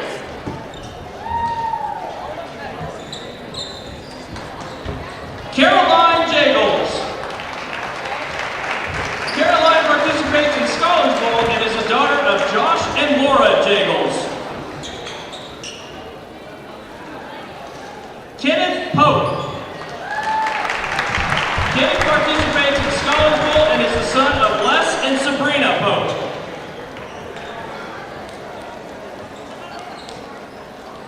Sarah Rose. Sarah participates in Scholars Bowl and choir and is the daughter of Mark and Joanna Rose. Haley Warner. Haley participates in Scholars Bowl and is the daughter of Elisa Baker and Brian Wells.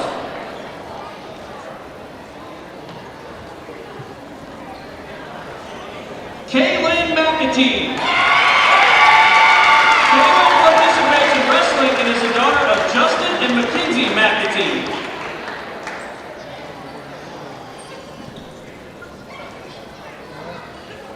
Gage Short. Gage participates in wrestling and is the son of Kelly and Heather Short.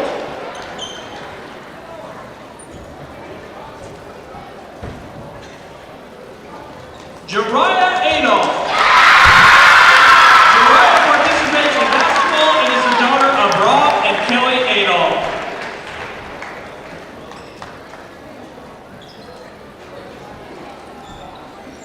We would like to extend a special thanks to our students and their teammates for their hard work in our extracurricular activities.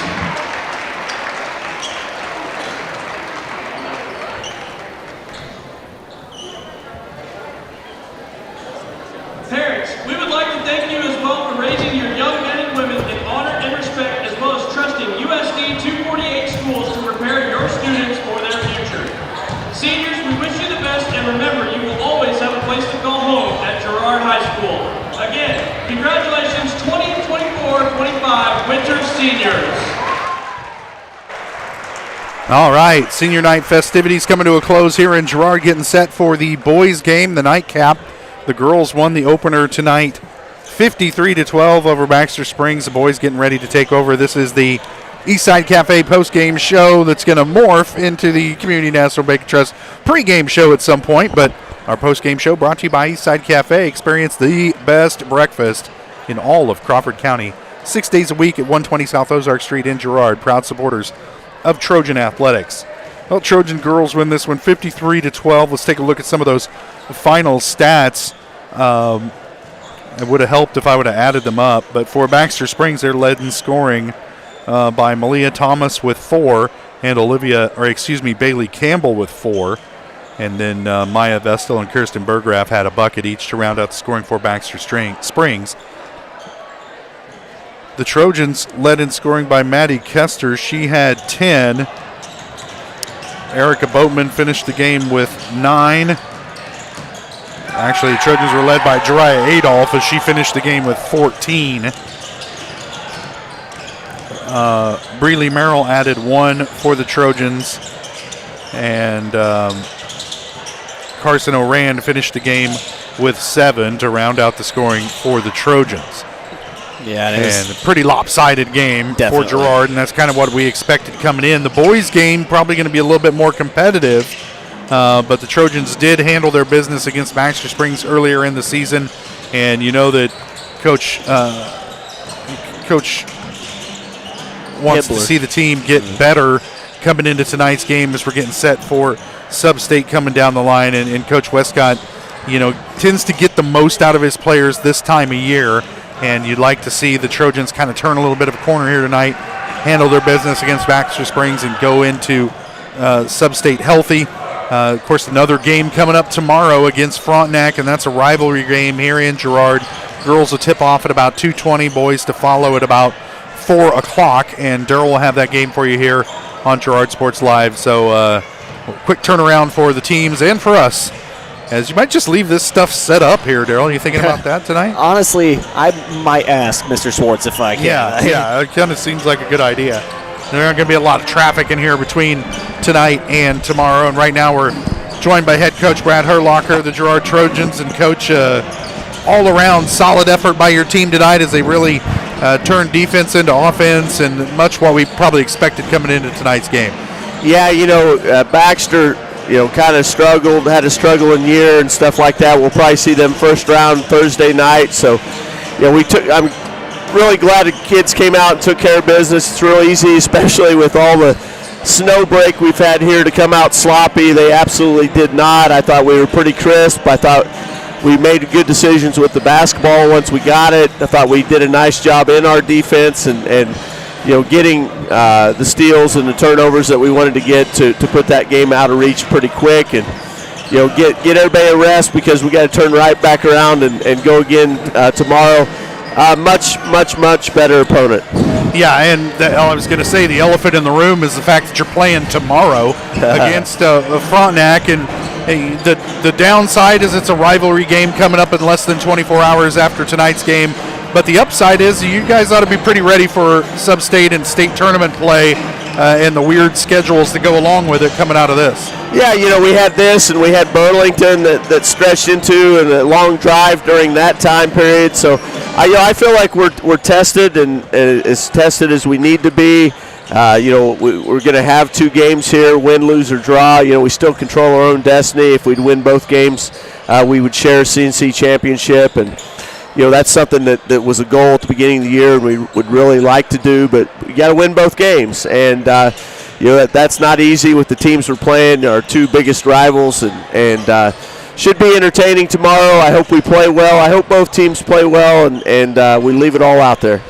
And, Coach, tonight, senior night, night to recognize your fourth-year players, and Jariah Adolph. I mean, what a great defender, and to me, just a super steady hand on the keel offensively for you guys night in and night out. And just a classy kid, and the epitome of a team player.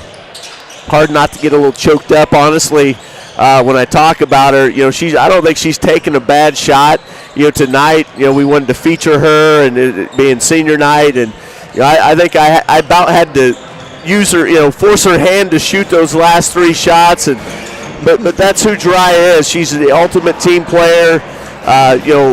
From her freshman year, she was pretty timid, and she's turned into one of our shutdown defenders. She's just come so far, and just so pleased and happy that she could have the night she had tonight. And you guys dedicated this season to the Carly way, and I think about who embodies that, and there's a few names on your roster, and Girard is certainly one of them. Yeah, she's right at the top, especially if, not caring who does it or who gets the credit for it, just wanting to be great, and she's a big part of why we're great. She's a big, last 2 years, our spirit, the spirit of this team has become the Carly way, and she's an unbelievably big, that's win, lose, or draw tomorrow, win, lose, or draw Tuesday, win, lose, or draw next Thursday, and the rest of this year. Jay is a big reason why we have lived the Carly way. All right, Coach. Well, I appreciate you coming up here and talking to us, and it's a quick turnaround, so we'll let you get to work and start focusing in on the Raiders as we'll see them tomorrow afternoon here on Girard Sports Live. Thanks for coming and talking to us. Congratulations. Hey, appreciate you guys. Appreciate all the sponsors that allow this to happen. Thank you. All right, that's head coach Brad Herlocker of the Girard Trojans. Our post-game coach interview brought to you by Community National Bank and Trust, serving the area for over 30 years. Stop in soon to pick up your very own Girard Trojan instant issue mascot debit card. Community National Bank and Trust, proud supporter of Girard Schools. Learn more online at mybankcmb.com. We'll step away for a quick break. We'll be back with the Community National Bank and Trust pregame show. You're watching Trojan basketball on Girard Sports Live.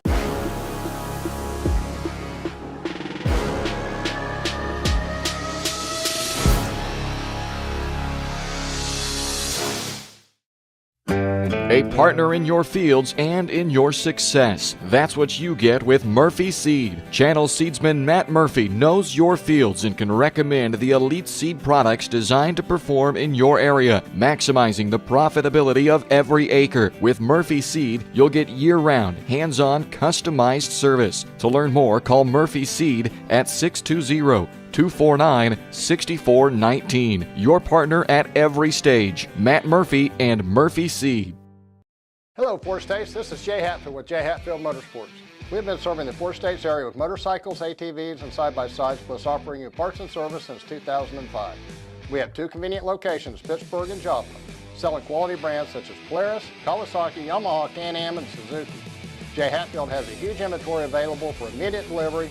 We offer financing options and an extensive selection of accessories. Most important, we're making deals. Come in and get your fun started today at Jay Hatfield Motorsports in Pittsburgh or Joplin.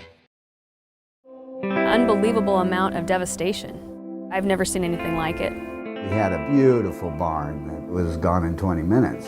Farm Bureau stepped up right away and said, hey, we got you and we'll be there for you. We were taken care of.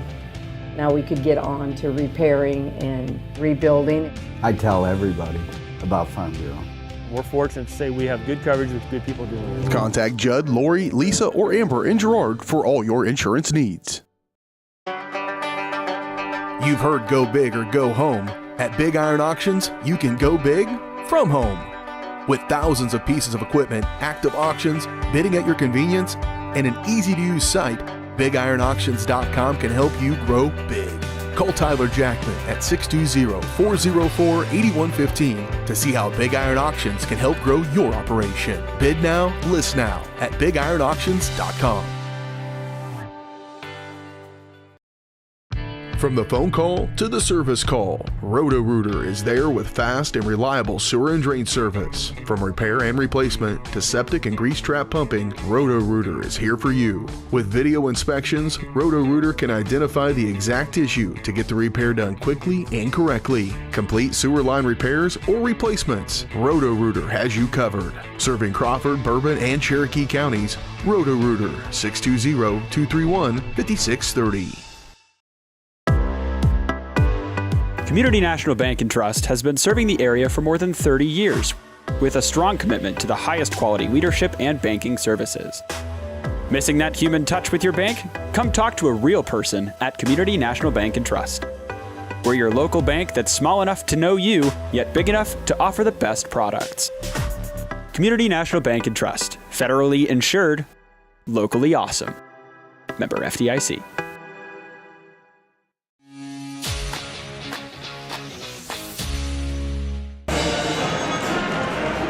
Welcome back to Ted R. Taylor Gymnasium. Trojan girls win the opener tonight, 53-12 over Baxter Springs. Trojans improved to 16-2 on the season, 9-1 in the CNC.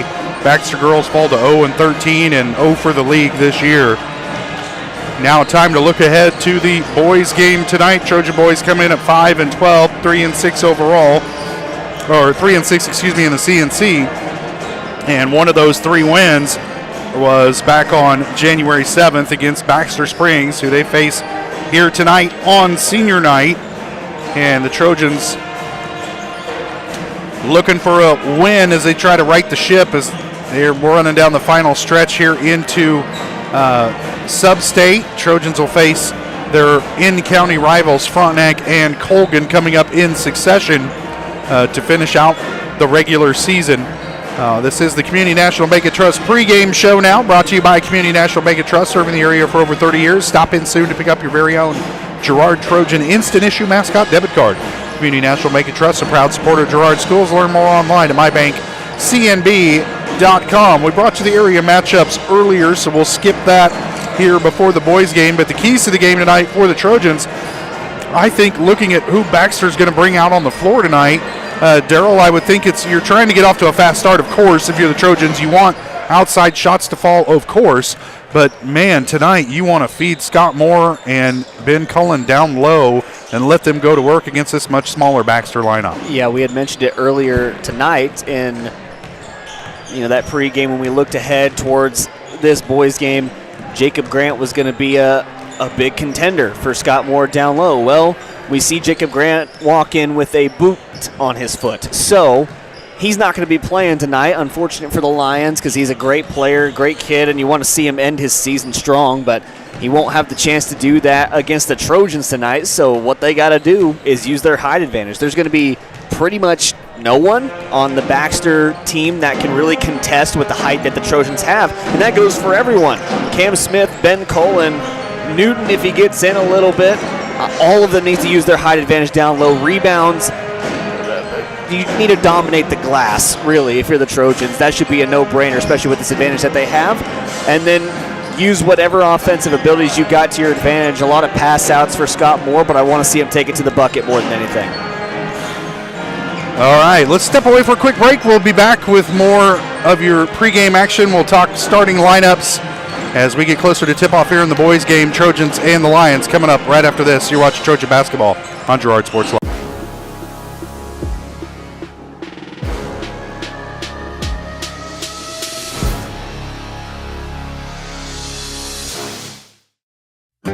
A partner in your fields and in your success. That's what you get with Murphy Seed. Channel seedsman Matt Murphy knows your fields and can recommend the elite seed products designed to perform in your area, maximizing the profitability of every acre. With Murphy Seed, you'll get year-round, hands-on, customized service. To learn more, call Murphy Seed at 620-249-6419. Your partner at every stage. Matt Murphy and Murphy Seed. Community National Bank and Trust has been serving the area for more than 30 years with a strong commitment to the highest quality leadership and banking services. Missing that human touch with your bank? Come talk to a real person at Community National Bank and Trust. We're your local bank that's small enough to know you, yet big enough to offer the best products. Community National Bank and Trust. Federally insured. Locally awesome. Member FDIC. You've enjoyed life. Over the years, your community has become your passion, something you hope future generations get to experience, just as you have. That's why the Girard Area Community Foundation has worked hard to help fulfill charitable goals and inspire generosity, meeting the needs of the communities they serve. Creating a legacy fund with GACF ensures what you leave behind is an effective and lasting improvement in the community you love so dearly. Make plans to visit GirardAreaFoundation.com, preserving traditions for those who follow. I was raised in a small town, and there was a lot of people who took time to invest in me. And so when we decided to open up our offices, we want to make sure that we're pouring back into the community that's giving to us. We care. We want to be involved. We want to have a passion for what you have a passion for. We want to be able to give back. And that's the foundation. That's why we're more than just insurance.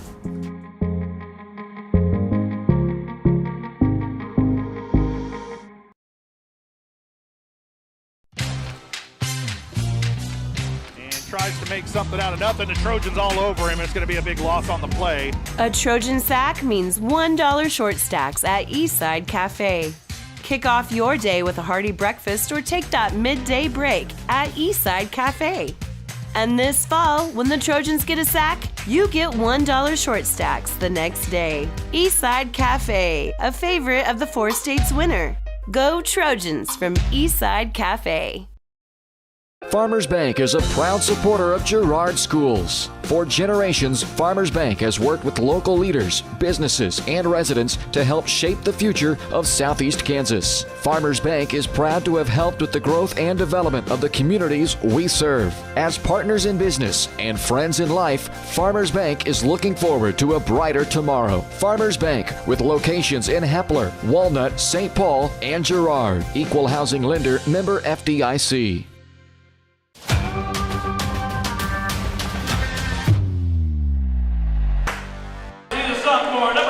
Well, we were so good during the girls' game. Now we're behind the 8 ball on the boys' game. Our starting lineups tonight brought to you by the Jagged Edge. Trojans will start this game in style, but nowhere near the level of style you'll find at the Jagged Edge. Stylist Carla Sands will have you looking your best for your next big game.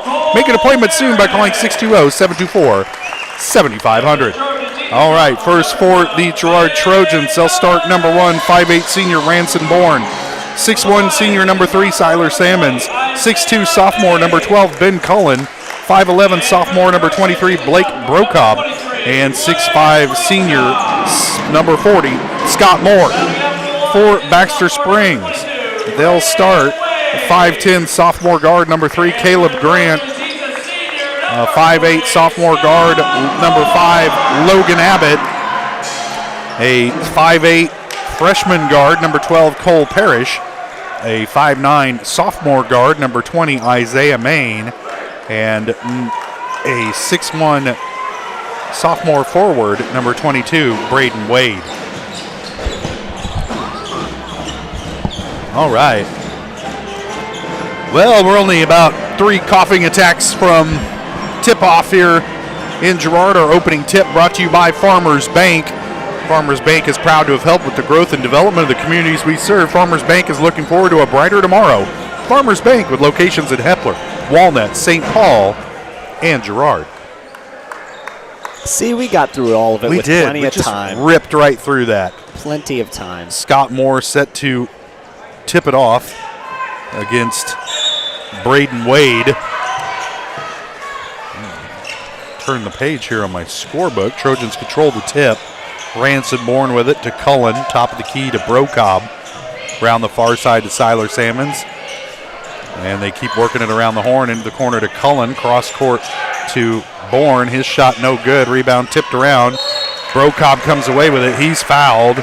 Body's hitting the floor, and Blake will head to the line to shoot 2. They're going to whistle this foul on Cole Parrish. That's his first team foul on Baxter. Brocob at the line for the first time tonight for anybody. First shot rattles in and out. Free throw is going to be very important in this game. I imagine Baxter's going to find some sort of foul trouble due to their lack of height down low. Brocob's second shot no good off the back iron, and a high jumping rebound brought down by Cole Parrish, who got whistled for the foul.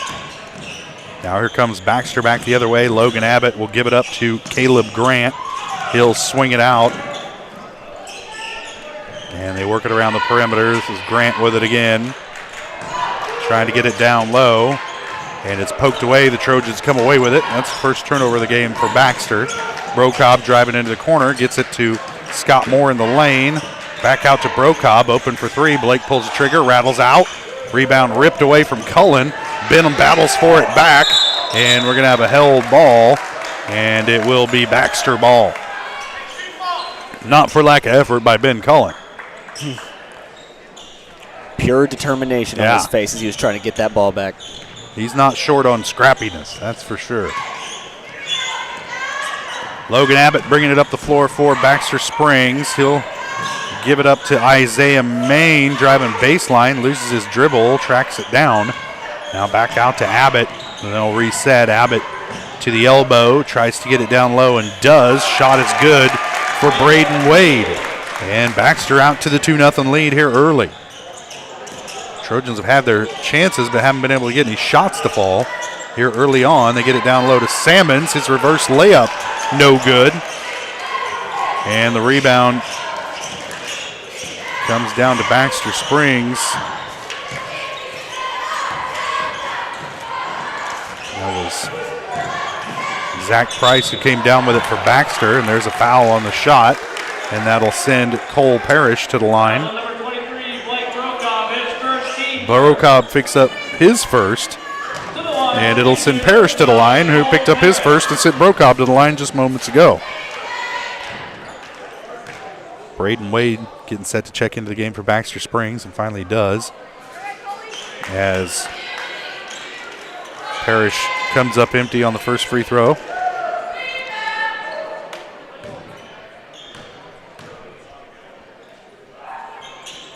Second shot on the way, off the mark as well. Rebound Cullen. Trojans push ahead. Pass intended for Brokob. He wasn't ready for it. And it's out of bounds. And that'll turn it over to Baxter Springs. And Blair into the game, replacing Siler Sammons.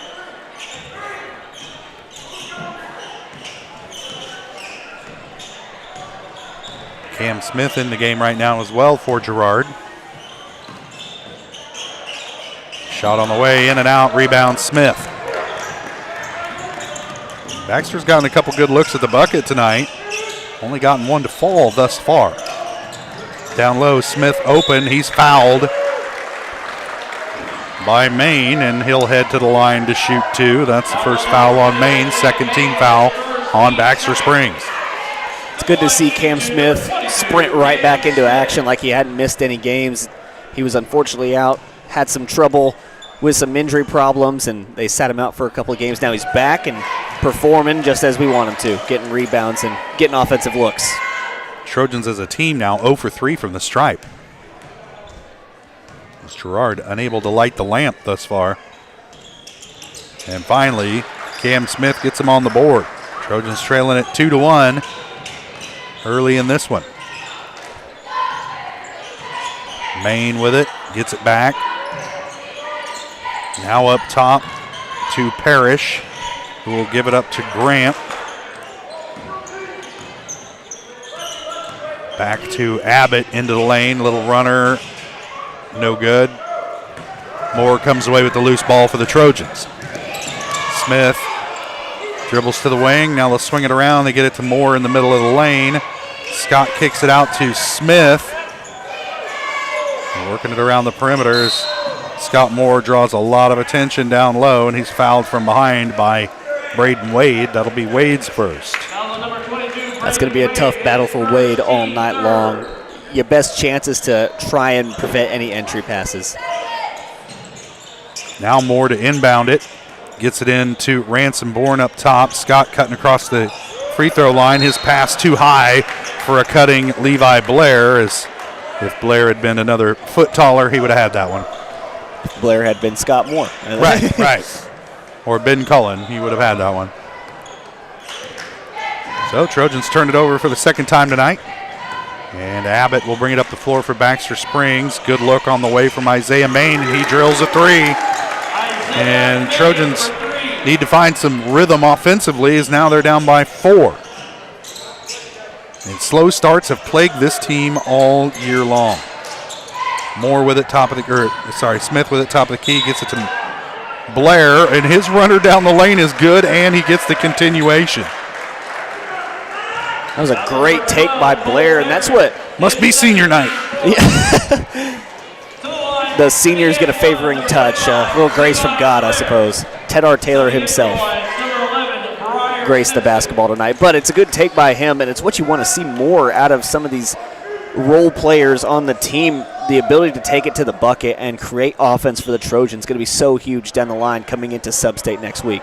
Cole Parrish takes a seat after picking up his second foul. Now Blair trying to finish the three-point play. And he does. 3 points for Levi Blair. Trojans trailing it by 1 as Blair will take a seat and Harrison Burke into the game for the Trojans.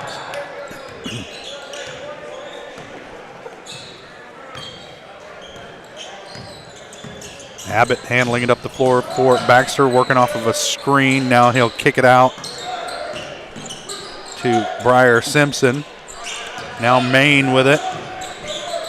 Back to Abbott, thought about a three.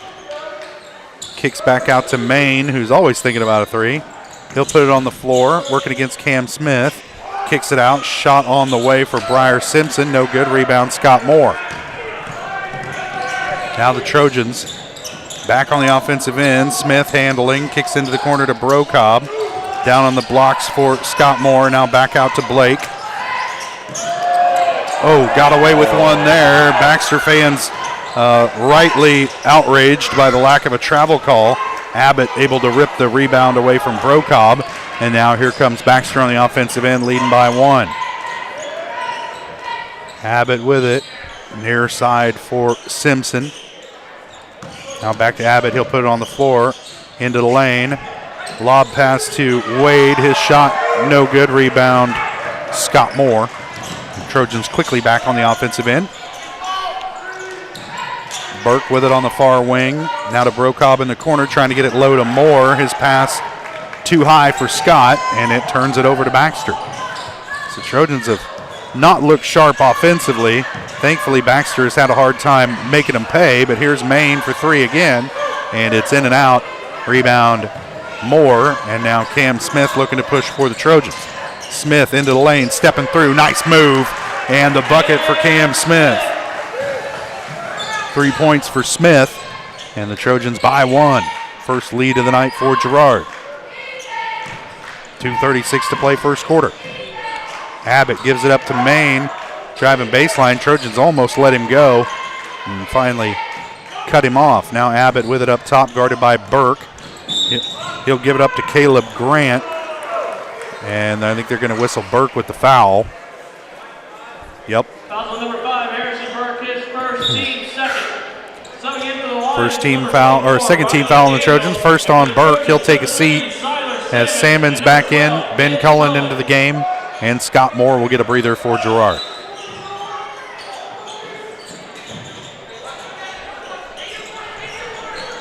Baxter gets it in. Caleb Grant with it. Will give it up to Simpson. Back up top for Maine. They'll swing it around. Simpson will take a three. Off the back iron. Rebound Riley Daniel. And a three-pointer by Caleb Grant is good. Trojans trailing by 2 once again. Smith with it. Up top to Cullen. Around to Ranson-Bourne. Trying to get it down low to Ben, and does on the baseline. He's too deep. Gives it up to Bourne. Kicks it out. Brocobb open for three. In and out. Rebound Salmons. And the putback is good. Trojans tie it up at 8. Minute and a half to play first quarter. And what's been a nip and tuck first half. Wide open three. No good for Daniel. And here comes Cam Smith back the other way for Girard. Up top to Ransom-Bourne. Thought about it. Now into the corner to Salmons. Down low to Bourne on the blocks. Loses the dribble. And Grant comes away with it for Baxter. Kicks over to Main on the wing as Salmons is there to pick him up. Now Daniel with it. Gets it back to Grant. Pulls up from the elbow, and it's good. First bucket. 5 points down for Caleb Grant. Trojans trailing by 2 once again. Smith will pull the trigger on a three, and there's a foul against the Trojans going the other way. And they're going to whistle Siler Salmons on this. And if you've been watching Trojan basketball all year, you know Siler Salmons doesn't get away with anything. He's a magnet for contact, right. I suppose. If he parks in the handicap spot or something like that, he's getting hammered for it this season. Grant with it. Cullen guarding him, working off a screen. His pass deflected by Burke, but it's going to be out of bounds. Last touch by Simpson, and that'll give it back to Girard. Just under 37 seconds to play first quarter. Trojans trailing by 2. Could hold for the last shot here. We'll see what they decide to do. Smith with it up top to Salmons. Back to Cam Smith. Now back to Seiler, top of the key. Moore with it. And Smith will call the play out. Burke with it on the wing. Harrison will put it on the floor. Lob pass over to Scott Moore. He's too deep under the bucket. His shot blocked from behind by Braden Wade. His pass ahead to Caleb Grant, but he's whistled for a travel. Just the second turnover of the night on Baxter. And the Trojans will get it back with 4.5 left to play. Branson Bourne checks in. Ben Cullen will sit for Girard as Coach Westcott trying to get more shooters onto the floor. Bourne with it off the inbound, down the lane. Little runner off the back iron, no good. And that'll do it for the first quarter. Trojans trail it by 2, 10-8. We'll step away for a quick break. You're watching Trojan basketball on Girard Sports Live.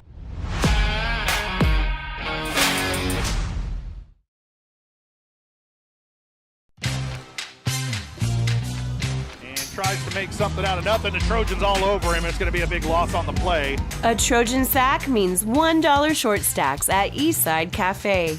Kick off your day with a hearty breakfast or take that midday break at Eastside Cafe. And this fall, when the Trojans get a sack, you get $1 short stacks the next day. Eastside Cafe, a favorite of the Four States winner. Go Trojans from Eastside Cafe. More than just your neighborhood pharmacy, Mathis Drug is your hometown partner in health. With pharmacist Bria Scheibe and an experienced, highly trained staff, Mathis Drug is ready to serve you. And now, Mathis Drug offers comprehensive compounding, which is one of the few pharmacies in Southeast Kansas with this convenient on-site service. From medications to expert advice, call 620-261-9779. Mathis Drug Store, where community and care come together.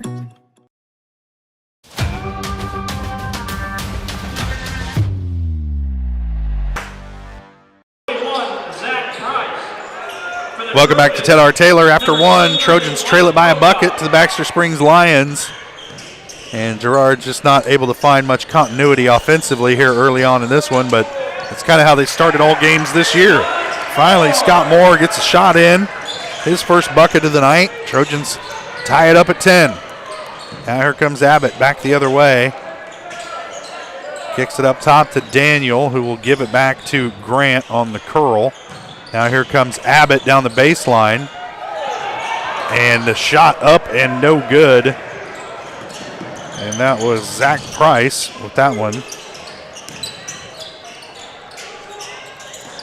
That shot no good from Bourne. Rebound comes down to Maine. And here comes Baxter back the other way. Grant thought about a three, working against Burke.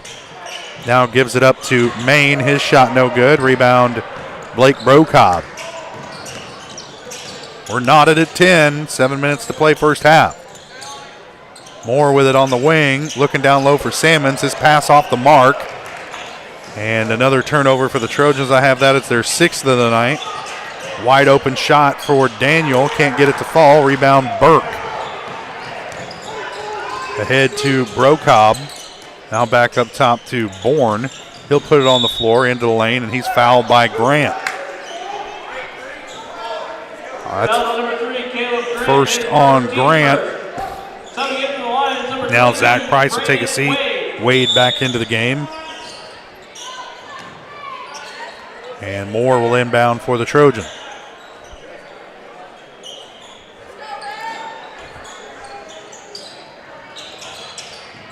Bourne with it on the inbound. They get it to Moore at the elbow. His shot off the mark. Rebound Maine.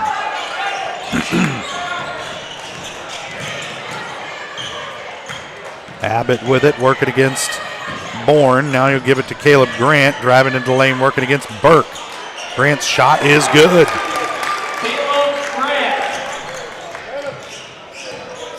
7 points, for Grant. And Baxter leading by 2. Ranson Bourne into the lane. Step through. Finger roll is good. That's Bourne's first bucket of the night. And it ties the game back up at 12.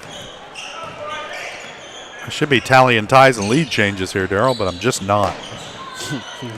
I just don't want Abbott to. picks up his dribble and then throws it away, trying to get it to Maine. And that'll give it back to the Trojans. Just the third turnover of the night on Baxter, though. They're doing a pretty good job of taking care of the basketball. They've had very solid offensive possessions. Levi Blair and Ben Cullen check back into the game for Girard. So the 5 on the floor are Bourne, Smith, Cullen, Moore, and Blair. Now Moore with it down low off the glass, gets it to go. In rhythm, 4 points for Moore. And the Trojans by 2. Grant gives it up to Maine. Now back to Grant. His pass deflected by Cullen. And Maine is tied up by Blair. But the possession arrow favors Baxter, so it'll stay on this end of the floor.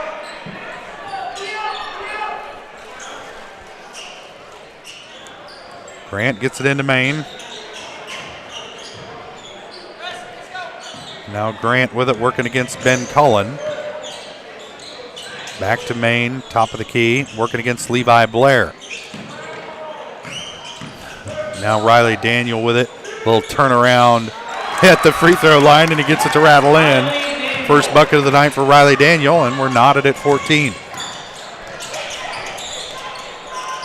Bourne thought about a 3. Now he dribbles to the free throw line, kicks it back out to Cullen. Now back to Bourne. He'll take that 3 way off the mark. And the loose ball comes down to Isaiah Maine. And Maine loses it out of bounds, and it'll be Trojan ball.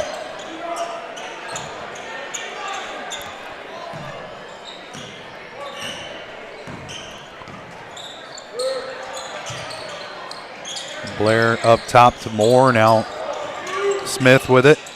Cullen back to Moore on the far wing. Up top to Bourne. Now Cullen with it on the near wing. Oof. Blair with it. Doesn't look like anybody's looking to shoot. Cam Smith's looking to shoot. His shot no good. Rebound Bourne. His putback no good. Rebound comes down to Caleb Grant. Now Baxter looking to push. Maine with it in the corner. Back up top to Grant. He'll put it on the floor, working against Blair. Nowhere to go with it. He'll kick it back out to Riley Daniel. Now back to Grant.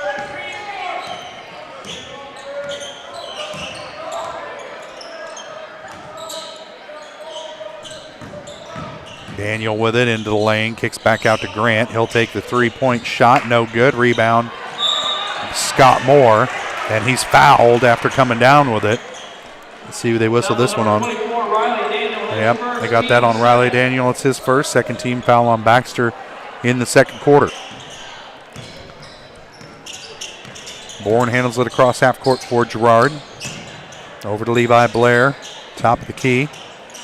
Now Cam Smith on the left wing. He'll drive to the elbow. Kicks down to Moore, middle of the lane. Scott's turnaround is good. 6 points for Moore, all of those in this second quarter, and the Trojans take a 2-point lead. That needs to be the play from here on out. Grant is going to drive. Nowhere to go with it. Working against Cullen. Now he'll kick it back up top for Maine with Levi Blair there contesting him. And Maine has it poked away by Blair. It'll stay with Baxter. They'll inbound from in front of the Trojan bench. Cole Parrish and Logan Abbott check back into the game for Baxter as Riley Daniel and Briar Simpson will take a seat. Abbott with it. Working against Ranson Bourne. Now the handoff to Maine. Little runner on the baseline, no good. Rebound tapped out to Abbott. Back over to Maine, working baseline again. Is Blair there to cut him off? Reverse layup, no good. Moore with the rebound. Now Blair will handle up the floor for the Trojans. Into the corner to Cullen. Back in the lane to Scott Moore. Mishandled the pass, gathered it back. Now Bourne with it in the corner. And they'll work it around the horn. Smith with it, top of the key, picks up his dribble, gives it down low to Scott Moore in the lane. I don't think that Baxter has an answer for that, as Moore has 8 points in the second quarter and the Trojans with a 4-point lead. Timeout on the floor, 30 seconds. As Coach Hibbler wants to talk it over for Baxter. Yeah, it's a good time to talk it over and set up a bit of a defense inside. You got to take care of Scott Moore because he's starting to find his rhythm. He's starting to get it going on the offensive end, and with that, it's going to come to crashing boards as well and getting putbacks and just using his height to his advantage. Are you getting grief from the opposite side of the building? Yeah, I am getting grief. The Kesters over there sending me texts telling me to get more involved here. Talk more, Daryl. No, I'm a fan of that because that means I talk less. They're just giving me grief over there. Yeah. There's something else. All right, Baxter inbound coming out of the timeout. Get to know your roster time. Cole Parrish throwing it in. Abbott with it. Middle of the lane to Wade. And we're going to get a pushing foul against the Trojans. They're going to whistle that on Foul on number 12, Ben Cullen. Ben Cullen. This may be the longest Ben's gone all season without picking up a foul. Don't put that in the air. Don't you wish that evil on me, Jerry? Well, I mean, it's already got it. Abbott working against Sammons. He gets by him, but the shot won't fall. Moore with the rebound. Now Cam Smith back the other way, gets it down low to Sammons. Up top to Cullen, stepping through in the lane, and it's good. First bucket of the night for Ben Cullen. Trojans by 6. Minute and a half and change left to play first half. Wade with it, kicks it out to Abbott. Now back to Wade. Shot on the way is good. 4 points for Wade. Trojan lead is 4. Bourne gets it up top to Sammons. Cullen on the wing. Now Bourne will put it on the floor working against Grant. Kicks it back over to Smith. Now Moore with it, but he's way too far from the bucket. Now Scott battling down low, gets it on the blocks. Working against Wade, his shot no good, and the rebound comes down to Parrish, and Baxter with it back. Abbott quickly ahead to Grant. Now he'll get it back. Under 45 seconds to play now. First half, that pass deflected by Cullen and tipped out of bounds. Last touch by Ben. It'll stay with Baxter as Brokob into the game, replacing Cullen, as I think Coach Westcott wanted to get him out of there. not let him pick up a second foul. Nope. Ben will stay, and Siler Sammons comes out. Grabbed the wrong guy. Baxter able to get it in. This is Parrish with it into the lane, and the ball fake got Cullen off his feet, and Parrish gets the shot to fall. And it's a 2-point game once again, as the Trojans just can't create any breathing room against this Baxter squad here in the first half.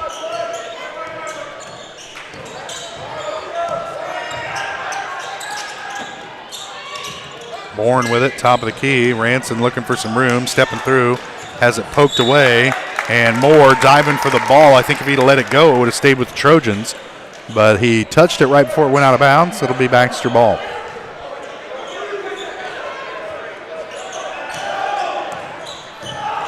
Now Abbott with it, working off a screen down the lane, high off the glass, no good. Rebound Cullen. His heave to the bucket, no good, and didn't hurt any Baxter cheerleaders. And that's going to do it for the first half. Trojans lead it 20-18. We'll take a quick break, and we'll be back. You're watching Trojan Basketball on Girard Sports Live.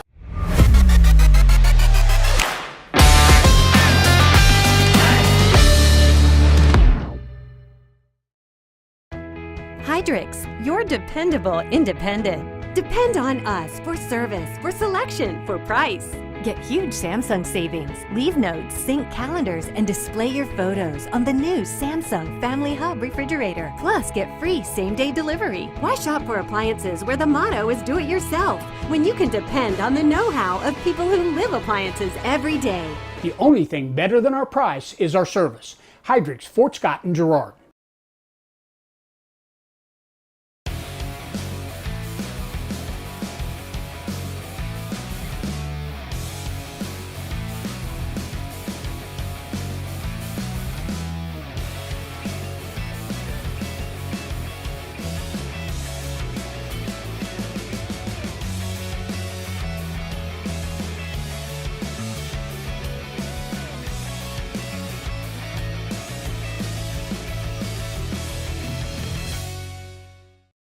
Call's service is outstanding in their field, especially for those that are stuck, well, outstanding in their field. Call's carries a wide selection of farm, industrial, and heavy-duty tires, all from the best brands in the business. And they've got farm service trucks ready to go. Plus, Call's continues to be the place folks go for car and truck tires, repairs, oil changes, and so much more. If you're in the market for new tires in Southeast Kansas, make the right call to Call's Service, 620-724-4121. See more at callservicellc.com. Our whole vision of becoming the 4-state agency was because we want to be able to grow with our clients, whether they have a lake house in Oklahoma, whether they're starting a business and expanding into Arkansas. We want to make sure that they're taken care of, whether it's home, auto, financial services, or even life insurance. We want to walk through the stages of life with our clients. That's the biggest part. That's what makes us different.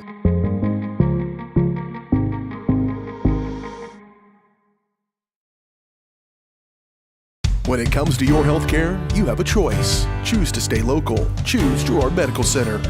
For over 100 years, Girard Medical Center has been a part of the community, and they work every day to meet the health care needs of those they serve. With 6 locations in Southeast Kansas and an ever-expanding list of inpatient and outpatient services, you just don't have to travel anymore to get quality cutting-edge care, including many services you won't find elsewhere. Proud to serve Girard and the surrounding area. Learn more at girardmedicalcenter.com.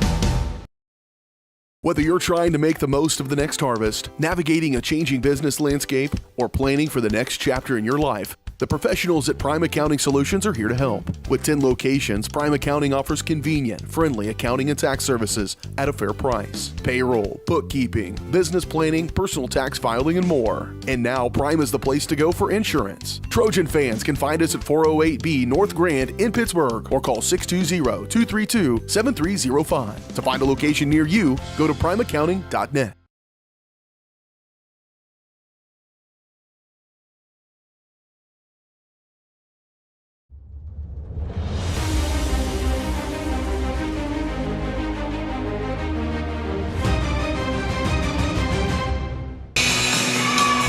Welcome back to Ted R. Taylor Gymnasium. We're at halftime of the boys matchup.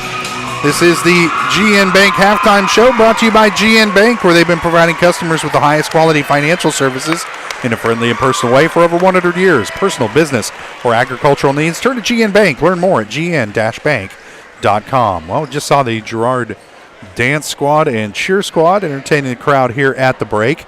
At the half, the Trojan boys lead it 20-18 over Baxter Springs in a game where the Trojans able to get some really good looks at the bucket in that first half, just weren't able to necessarily get the shots to fall. And then defensively had a couple lapses that allowed some open looks for Baxter, and they've gotten their open shots to fall. And that's why we're looking at a 2-point game here at the half. And that eye on the game brought to you by Kanar Eye Care. As we take a look back at the first half, Kanar Eye Care is here to make sure you can see what you're looking at. Kanar Eye Care with locations in Pittsburgh and Girard is here to help their valued customers. Learn more at canareyecare.com. Oof. All right. Well, how about that first half? The Trojans and the Lions. And Darryl, there were bright spots and dark spots for both squads. But for the Trojans, it just seems that when Scott Moore can get the ball in position in the lane, Baxter just doesn't have an answer for it. And you'd think if the Trojans come out of the locker room and keep feeding more, they're going to have some success here in the second half. Yeah, and I got to tell you, on the defensive side particularly is where I've seen a lot of problems. There is absolutely no reason that the Lions should have as many buckets as they do inside the paint right now. We have a considerable height advantage, a considerable experience advantage over the Baxter Springs Lions, yet they are getting free rides to the bucket. They're putting up shots inside the paint. They're getting Braden Wade wide open down low. There's no reason for it at all. Yep. And they've hit the outside shots when they've been there. Let's take a look at some of our halftime stats here, brought to you by B&B Excavating. The numbers don't lie. Dirt's heavy, so trust the guys at B&B Excavating to move what needs moving, specializing in septic systems, water line install and repair, driveways, rock hauling, and leveling. Give the guys at B&B Excavating a call, 620-724-2735. First for Baxter Springs, they're led in scoring by Caleb Grant. He's got 7 points, 5 of those coming in the first quarter. Next up, Braden Wade with 4, Isaiah Main with 3, and then Riley Daniel and Cole Parrish with a bucket each to round out the scoring for Baxter Springs. For the Trojans, They're led in scoring by Scott Moore. He's got 8 points, all of those coming in the second quarter. Levi Blair and Cam Smith have 3 points each. Then Ben Cullen, Siler Salmons, and Ransom Bourne with a bucket each to round out the scoring for Girard. Yeah, but Scott Moore has 6 rebounds to his name, so he's awful close. Yeah, if you're watching that double-double, if you're a pancake lover like we're inching in on that thing. Yep. Hopefully we'll have some $2 double-double short stacks tomorrow at Eastside Cafe. We'll take another quick break. We'll be back with more of the GM Bank Halftime Show. You watch Trojan basketball on Girard Sports Live.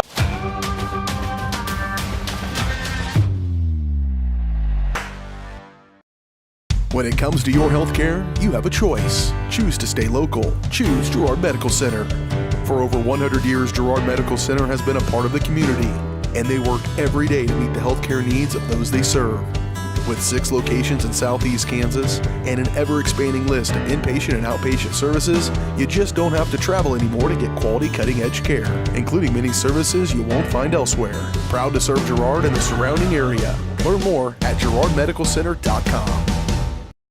Call's service is outstanding in their field, especially for those that are stuck, outstanding in their field. Call's carries a wide selection of farm, industrial, and heavy-duty tires, all from the best brands in the business. And they've got farm service trucks ready to go. Plus, Call's continues to be the place folks go for car and truck tires, repairs, oil changes, and so much more. If you're in the market for new tires in Southeast Kansas, make the right call to Call's Service, 620-724-4121. See more at callservicellc.com. More than just your neighborhood pharmacy, Mathis Drug is your hometown partner in health. With pharmacist Bria Scheibe and an experienced, highly trained staff, Mathis Drug is ready to serve you. And now, Mathis Drug offers comprehensive compounding, which is one of the few pharmacies in Southeast Kansas with this convenient on-site service. From medications to expert advice, call 620-261-9779. Mathis Drug Store, where community and care come together.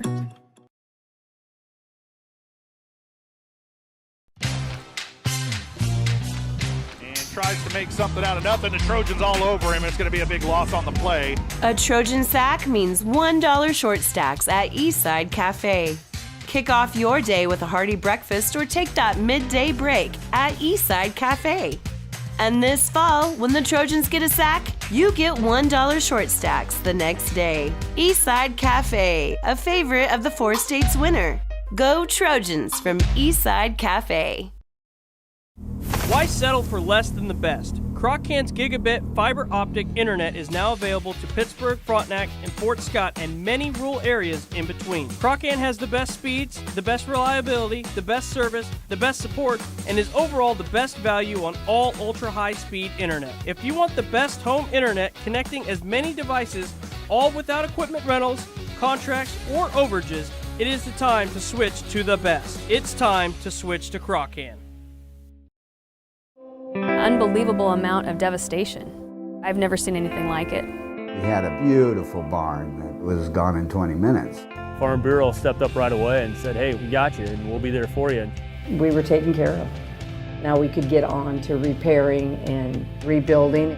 I tell everybody about Farm Bureau. We're fortunate to say we have good coverage with good people doing it. Contact Judd, Lori, Lisa, or Amber in Girard for all your insurance needs.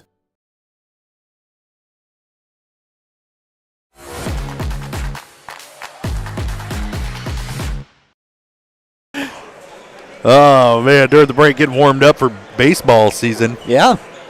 It's right around the corner. Daryl, you get to work on your best Denny Matthews. Yeah. Denny Matthews. We'll see how this team evolves from last year. You know, Cam just being a freshman and hopefully had a lot of time to kind of grow his game over the last summers, you know. Be exciting to see. I'll be on the mound hurling the P. Yep. He, I believe, hit 88 in his off-season training from the mound. So he's throwing fast. Look out, CNC. Yeah. Trojans leading it here 20-18. They'll have the ball to start the second half, and we're underway as Ransom Bourne gets the inbound pass, gives it up to Ben Cullen on the right wing. Lob pass over the top, too high for Scott Moore. How do you know the lob pass is too high? When it hits the rim. A little inside-out action being played by Baxter as they get it back out to Caleb Grant working against Cullen. Grant nowhere to go with it. He'll kick it back out to Riley Daniel. Drives down the lane, kicks out to Maine. Maine into the lane. Shot no good off the back iron. Rebound by Scott Moore. Quickly ahead to Brocobb. Now Blake down to Moore on the blocks. Scott bounce pass to Ransom Bourne, and he's fouled. Takes one on the head as he's driving down the lane. Foul number 24, Riley Daniel. They get Riley Daniel with that one. It's his second. It's called on the floor, so the Trojans will inbound. Once again, get it to Moore in the lane. Turnaround shot deflected. Cullen comes away with it. His putback no good, but he's fouled. Again, I think this might be Riley Daniel picking up his third very quickly. Scott Moore needs to take that to the bucket. He doesn't need to be taking elbow line jumpers. He's got the height advantage. Make a post move, go right or left. I've seen him do it multiple times this season. Most where he importantly, can get to the bucket. go towards the bucket. Yeah. Now Cullen at the line to shoot two. Ben's first, no good off the back iron. Subbing in for the Lions, number 11, Briar Simpson.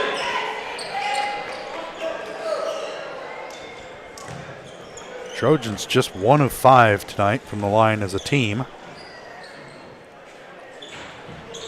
Cullen's second shot, no good off the front iron. Baxter clears, and they have the ball. 7 minutes to play, third quarter. Caleb Grant working against Cullen. Picks up his dribble, nowhere to go with it. Ben's giving him the business. His pass deflected, and Siler Salmons gathers it in for the Trojans. And the possession arrow favors Baxter. They'll keep it and inbound from in front of their own bench.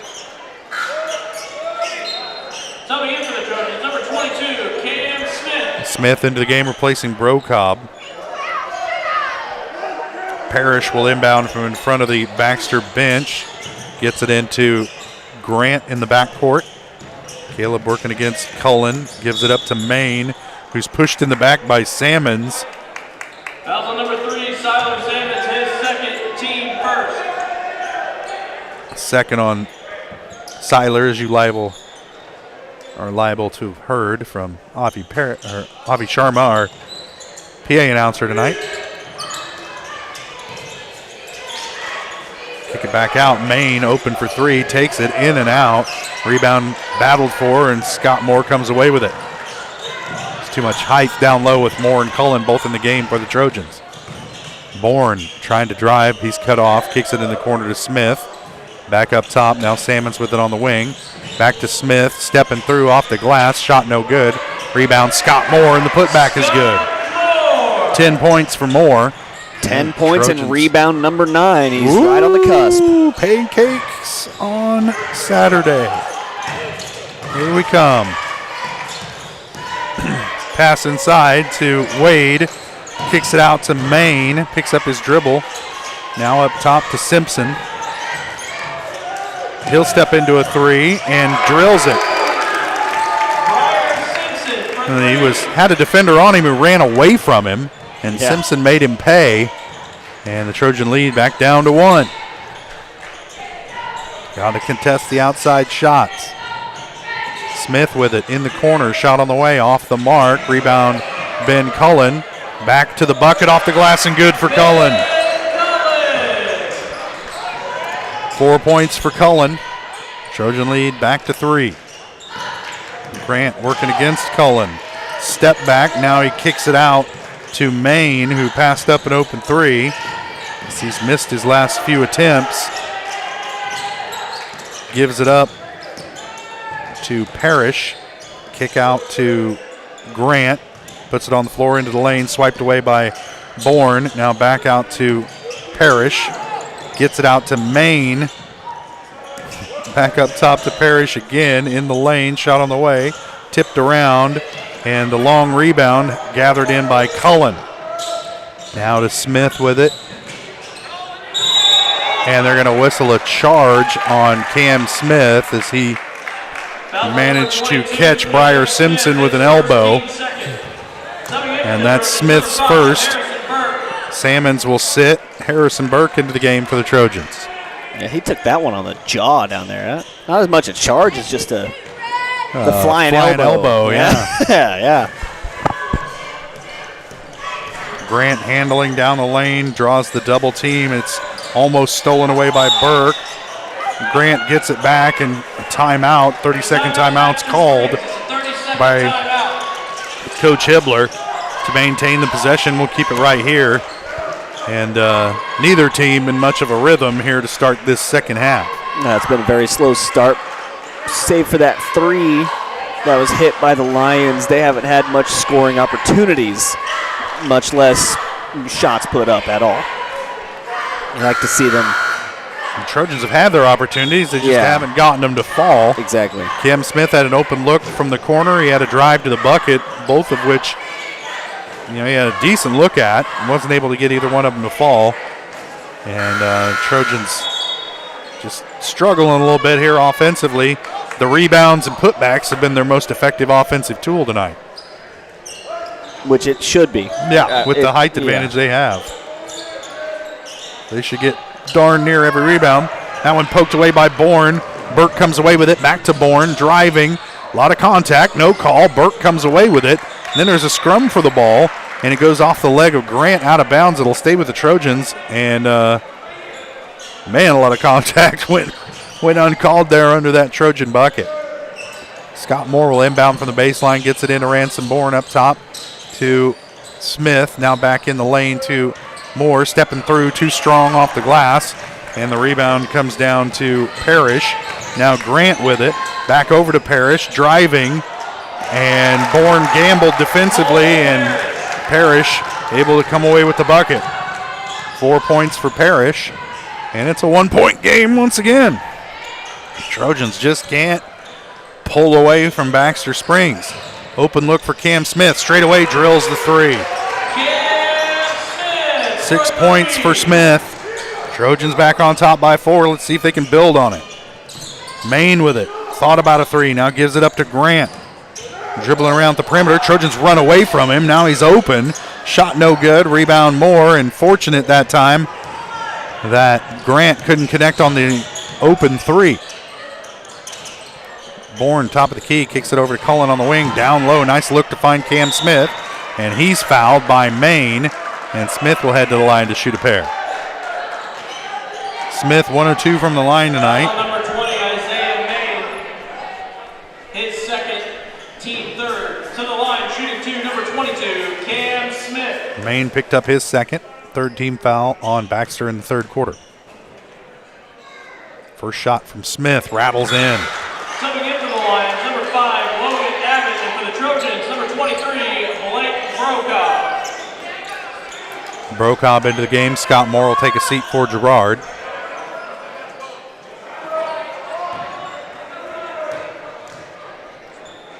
Smith with 7 points, trying to make it 8 right here. And he does.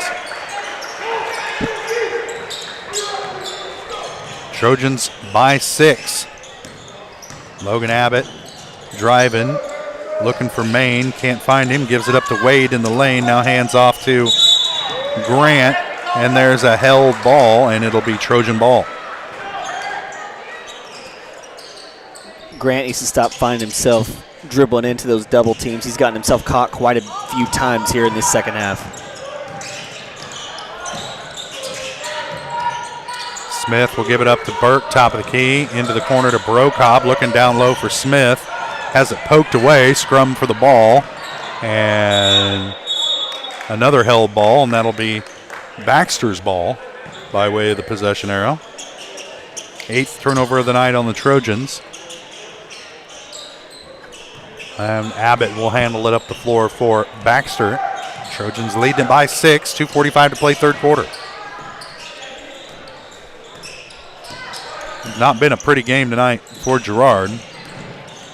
I'm not sure they've played a particularly pretty game all season.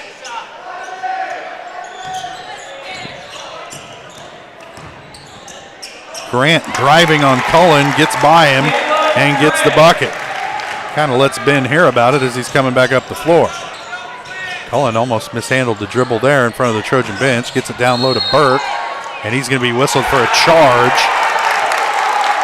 against Cole Parrish, who hit the floor. Foul on number 5, Harrison Burke. His That's second, 2 on team Burke. Third team foul on Girard. Number 25, Levi Blair. Blair into the game, replacing replacing Cullen.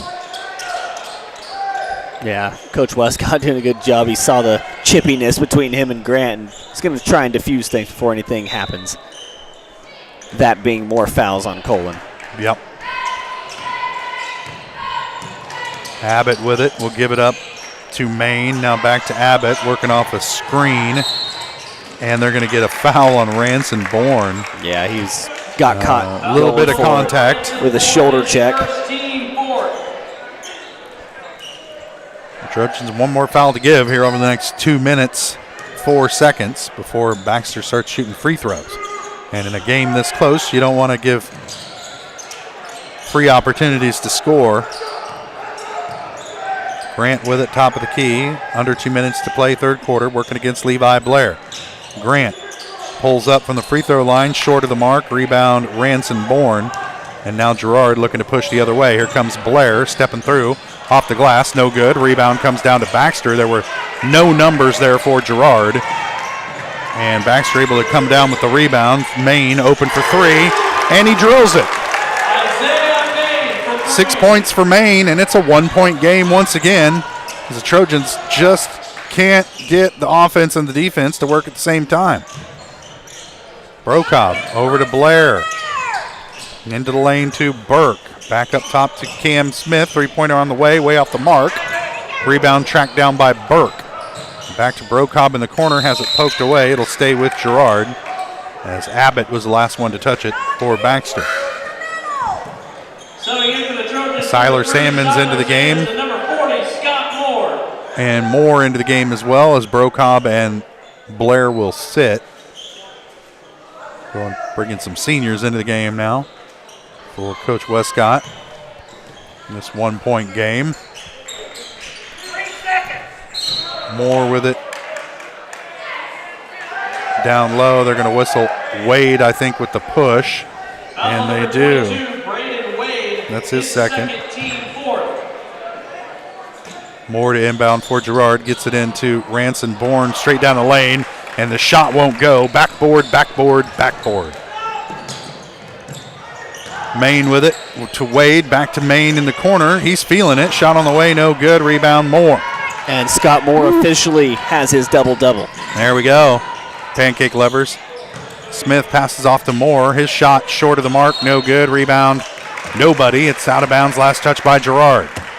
Moore just hasn't been able to find the range tonight from anywhere other than a foot from the bucket. Now Abbott quickly with it, gives it up to Wade. His shot in and out. Rebound comes down to Baxter. That shot blocked by Scott Moore. Here comes Harrison Burke the other way. His shot no good. The rebound comes down to Cole Parrish. This has not been a pretty game for either team tonight, and it's just what you want if you're Baxter Springs. They've got the ball here with a chance of the last shot in the third quarter. Wade with it. Gives it up to Grant. Now back to Abbott. He'll just launch one and drills it, of course. And that'll do it for the third quarter. Trojans trailing it by 2. We'll take a quick break and we'll be back. You're watching Trojan Basketball on Girard Sports Live.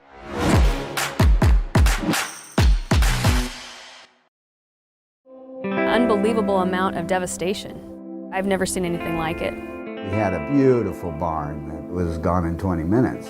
Farm Bureau stepped up right away and said, hey, we got you and we'll be there for you. We were taken care of. Now we could get on to repairing and rebuilding. I tell everybody about Farm Bureau. We're fortunate to say we have good coverage with good people doing it. Contact Judd, Lori, Lisa, or Amber in Girard for all your insurance needs. Producers Cooperative Association is the area leader in providing quality agricultural products, services, and markets. PCA has what you need to maximize your operation with a full-service agronomy department, grain origination, handling and storage, bulk fuels and lubricants, propane, a jam-packed farm store, and livestock feeds in bulk or bagged. PCA is proud to call Girard home and to support Trojan athletics. Stop by or see more online at pcacoop.com.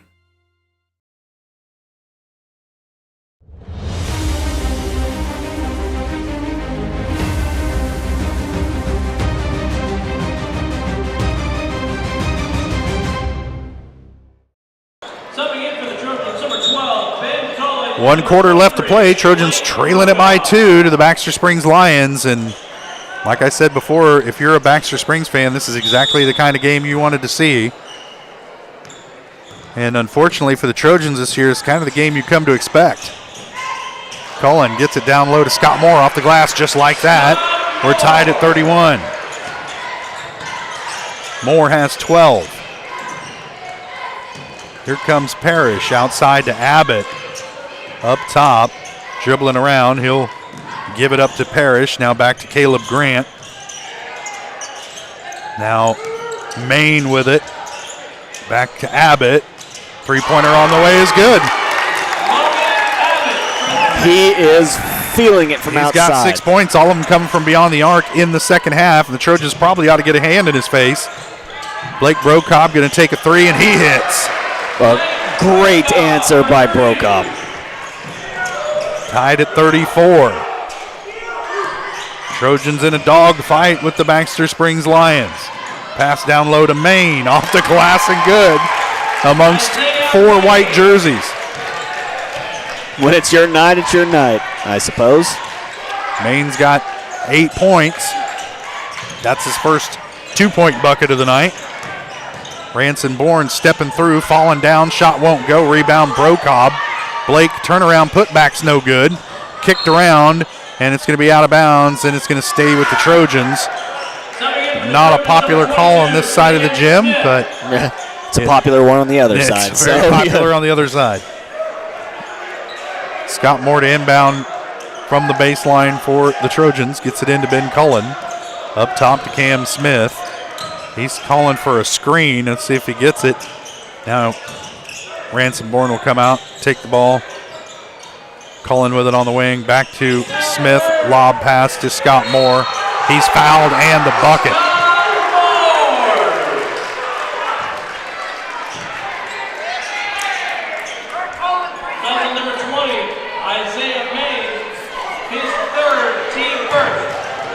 That's the third on Maine, and it will send Moore to the line to try and complete the three-point play, which will give the Trojans a 1-point lead. Shot no good. Rebound comes down to Parrish. Now ahead to Maine. Abbott with it. Back to Maine. He'll take a three. In and out. Scott Moore comes down with it. Moore, he of the double-double. The king of pancakes, if you will. That was stripped away from Brokob, but Abbott couldn't get it back. It'll stay with the Trojans.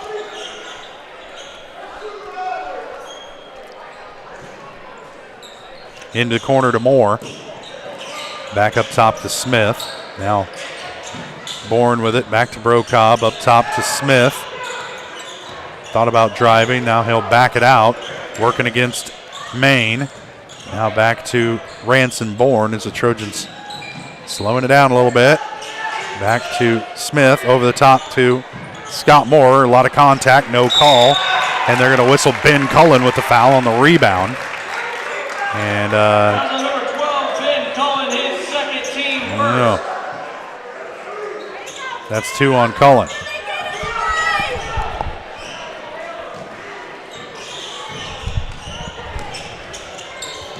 Abbott gives it up to Maine, gets it back, wide open, driving, off the glass, good, and the foul. 8 points for Abbott, all of them in the second half. Coach Westcott not happy with the perimeter defense. His second, team second.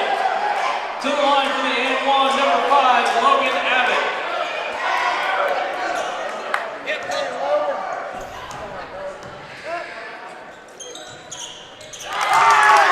Shot good from Abbott, and it's a 3-point lead for Baxter. Smith gives it up to Brokob on the wing.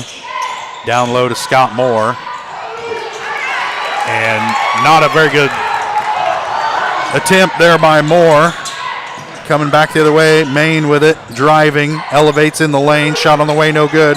Rebound Wade, kicks it back out.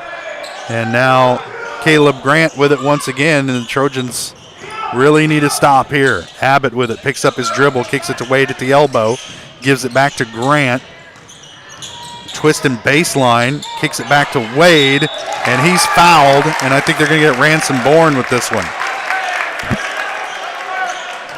Foul on number 1, Ransom Bourne, his second. That's 2 on Bourne. To the line, shooting 2, number 22, Brayden Wade. Ow. A chance for the Lions to finally extend their lead. It's kind of been back and forth these last few minutes. This fourth quarter is shaping up to be a pretty exciting one. Wade has 5, trying to make it 6 right here and extend the lead to 5 for Baxter. And it's off the rim. Moore with the rebound for the Trojans. Here comes Cam Smith back the other way. A full timeout. We'll take it as well. Trojans trailing by 4 to Baxter Springs. 4:36 to play. You're watching Trojan basketball on Girard Sports Live.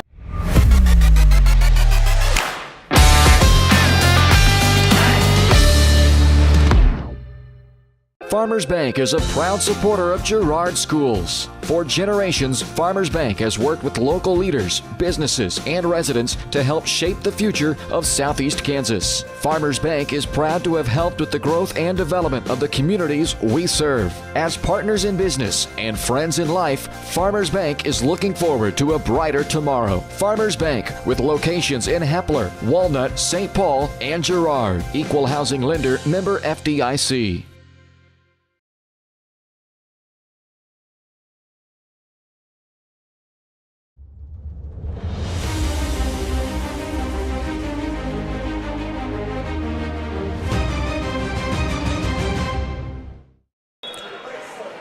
Welcome back to Ted R. Taylor Gymnasium.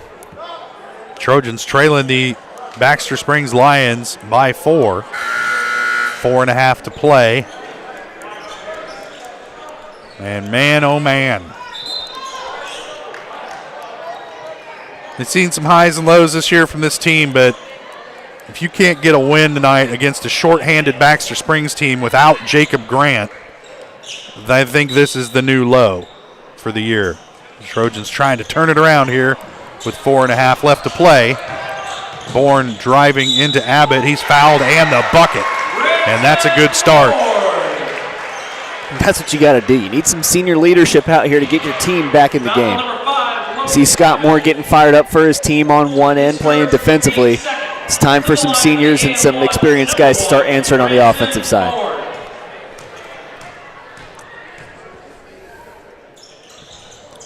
Bourne has 4, shot no good, rebound Moore, getting pushed, but able to get it to Cullen, who has it stripped away by Isaiah Main, and he walked with it. And he's trying to chirp at the ref. He probably ought to just not. That's the 6th turnover tonight on Baxter. They've actually done a pretty darn good job of taking care of the basketball. Trojans trailing by 2 with the ball, 4:15 to play. Ransom Bourne with it, top of the key, guarded by Caleb Grant. Gives it up to Smith.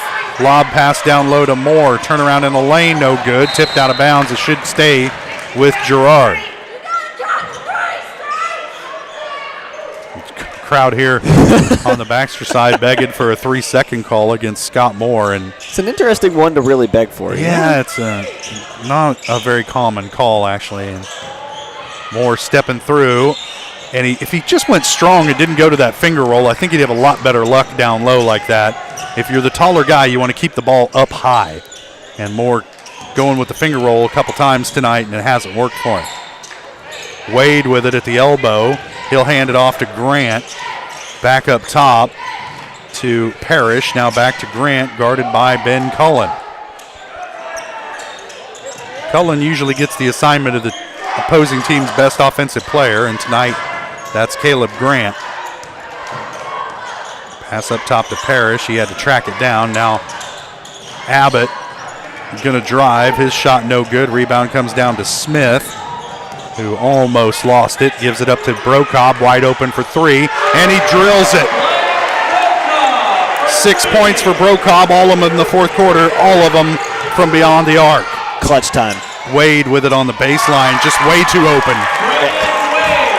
Wade was wide open from 10 feet. He drills it. He's got 7. Definitely a missed assignment. Trojans trail by 1.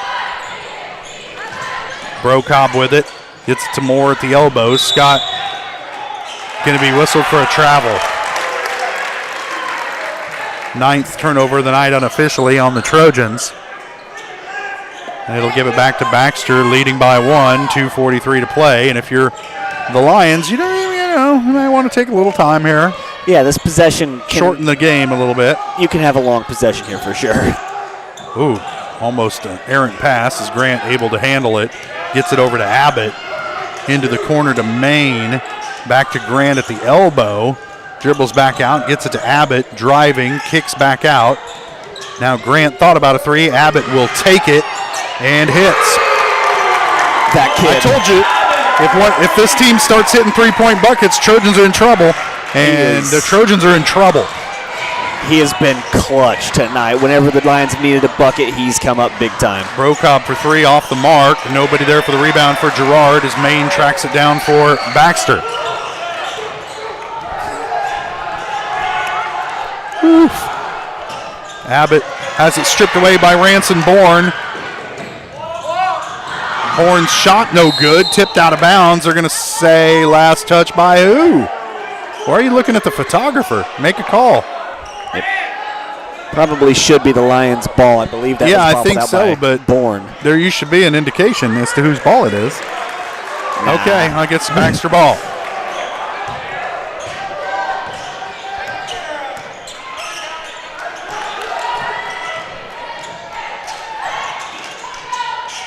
Wade with it at the elbow, kicks it out for Abbott. Pass tipped around, Wade ends up with it, off the glass, no good, tipped around, and it should be Baxter ball. It should be Baxter ball, but they're going to give it to Girard. Both the line judge and the one near side both agreed on it being white ball, so. 30-second timeout, Trojans want to talk it over. Minute 25 to play. Trojans trailing by 4 to Baxter Springs, a team with just, I think, 2 or 3 wins on the season.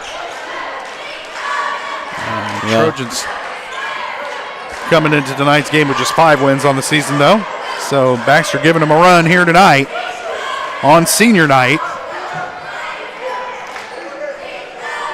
Yeah, it's a back and forth. Trying to get some momentum heading into Sub-State, and man, oh man. Well, how much guts, to get it. how many guts you got? Who's got the most guts on the team? Who's going to come out and make the shot?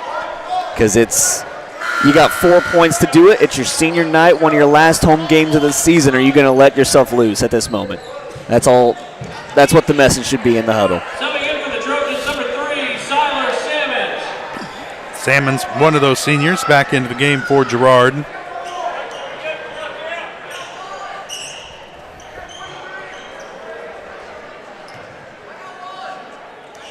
Bourne will handle it for the Trojans. Trailing by 4, need some points here fairly quickly. Gives it up to Smith, middle of the lane to Scott Moore. He draws a quadruple team, steps through, and the bucket. Timeout, Coach Westcott. Trojans trailing by 2. It's another 30-second timeout. Yeah, now for the defensive possession to ensue. Close out. You can't let them take all their time up top. Don't let them get a dribble drive either. Well, you just need get a hand up in the face of the three-point shooter. You just need solid defense here. They want to go to either a dribble drive and put up. I guarantee that's what Coach Hibbler wants from watching what he had his team do last season. They want to drive and kick. They want to drive and kick. It's what they want to do. It's how they run their offense. You can't let Grant or Abbott get into the bucket or get wide open for 3. And if you don't close out, it's over. So see, the Trojans look like they're going to bring a little bit of full court pressure here. Let's see if Baxter's got an answer for it. It's Abbott to inbound. He'll get it into Grant. Now back to Abbott. Dribbles into a trap. Now gives it up to Maine. Trojans trying to trap on the half court. Maine with it down low to Wade. Kicks out. Grant passed up an open 3. Now back to Abbott. And Sammons finally whistled for a foul from the opposite side official right in front of the Baxter bench. That's Siler's third, 4th team foul on the Trojans. Abbott to inbound from in front of the Baxter bench. 52.7 left to play. Trojans trailing by 2. They'll get it into Maine. Gets it across half court, and he's fouled again by Sammons, who picks up his 4th. And it's the 5th team foul on the Trojans, so double bonus time for Baxter with 50 seconds left to play. It'll send Isaiah Maine to the line to shoot 2. This will be his first trip to the line tonight. Maine has 8 points thus far. Misses the first. Subbing in for the Trojans, number 23, Blake Brokaw. Brokaw into the game, replacing Ben Cullen. Cullen sits with 4 points, 2 fouls. Maine's second shot is good.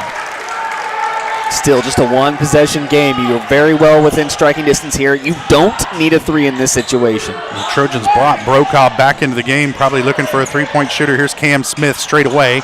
No good, tipped around, and the rebound gathered in by Grant, and he's fouled by Scott Moore. Foul on number 40, Scott Moore, his first. To the line, shooting 2, number 3, Caleb Grant.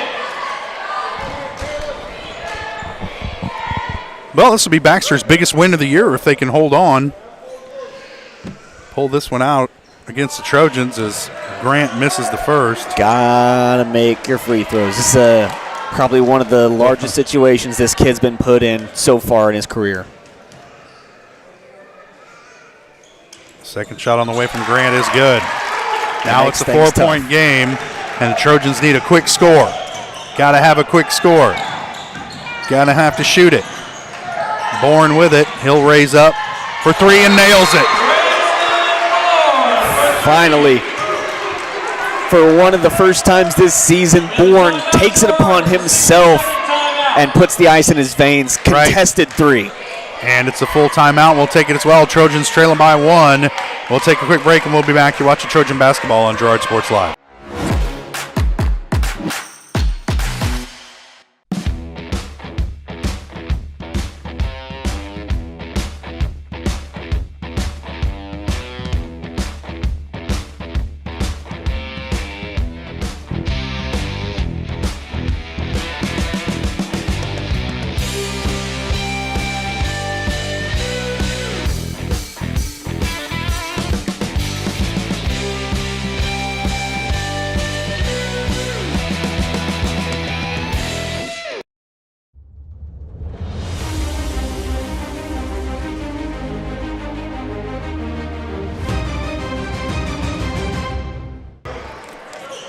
Welcome back to Ted R. Taylor Gymnasium. Trojans trailing by 1 in the waning moments of the fourth quarter.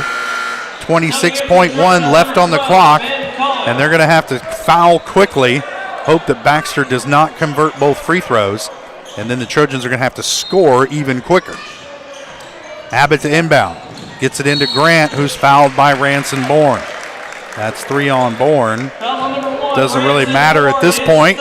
And it will send Abbott to the line to shoot 2. He's 1 of 1 from the stripe tonight. He's got 12 points. Yeah, he had that last visit to the line where he made just 1 of those 2 free throws, so you're hoping he doesn't go back-to-back here. And Grant hits the first. I thought Abbott was the one who got fouled, but they said Grant was fouled.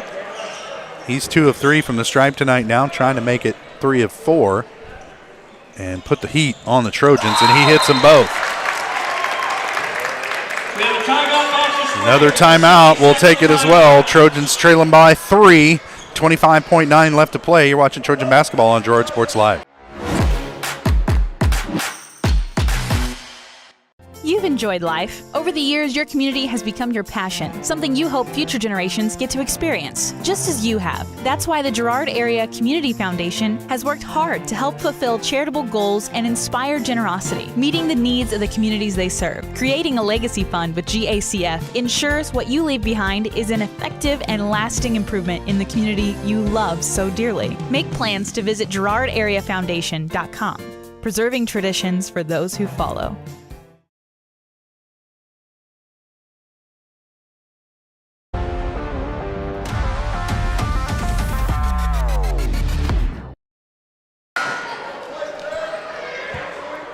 Welcome back. Under 26 seconds left to play. Trojans trailing by 3 to the Baxter Springs Lions.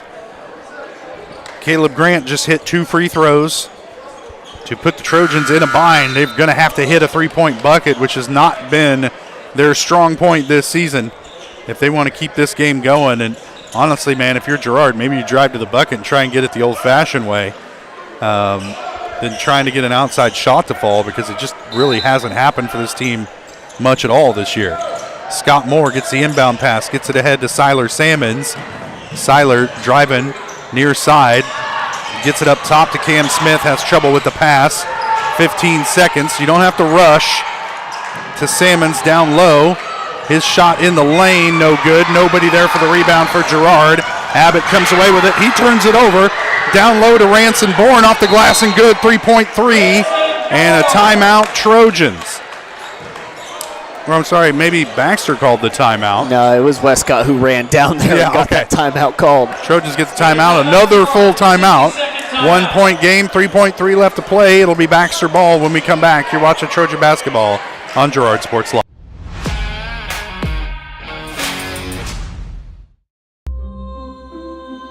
Are you tired of waiting for your internet to load at a snail's pace?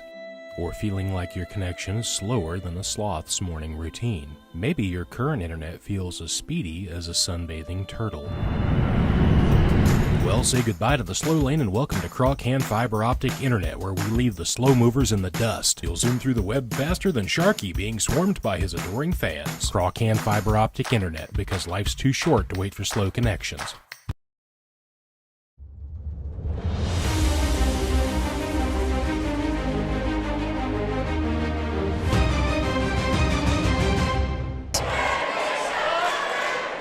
Three seconds and some change left to play. Trojans trailing by 1 to the Baxter Springs Lions, and it'll be Baxter ball. Coming out of the timeout, Trojans going to need a super quick foul. And then they need a lot of things to go their way to avoid losing to Baxter Springs on senior night. Hey, crazier things have happened, Josh. They have happened. And if you're the Trojans, a turnover. Getting the ball here on this inbounds, intercepting this pass would be the best possible scenario. Abbott to inbound. He'll get it into Grant, who's quickly fouled by Brocobb. They've done that same inbound play every single time. Grant starts at the half-court line, rolls around off a screen, and gets it wide open every time.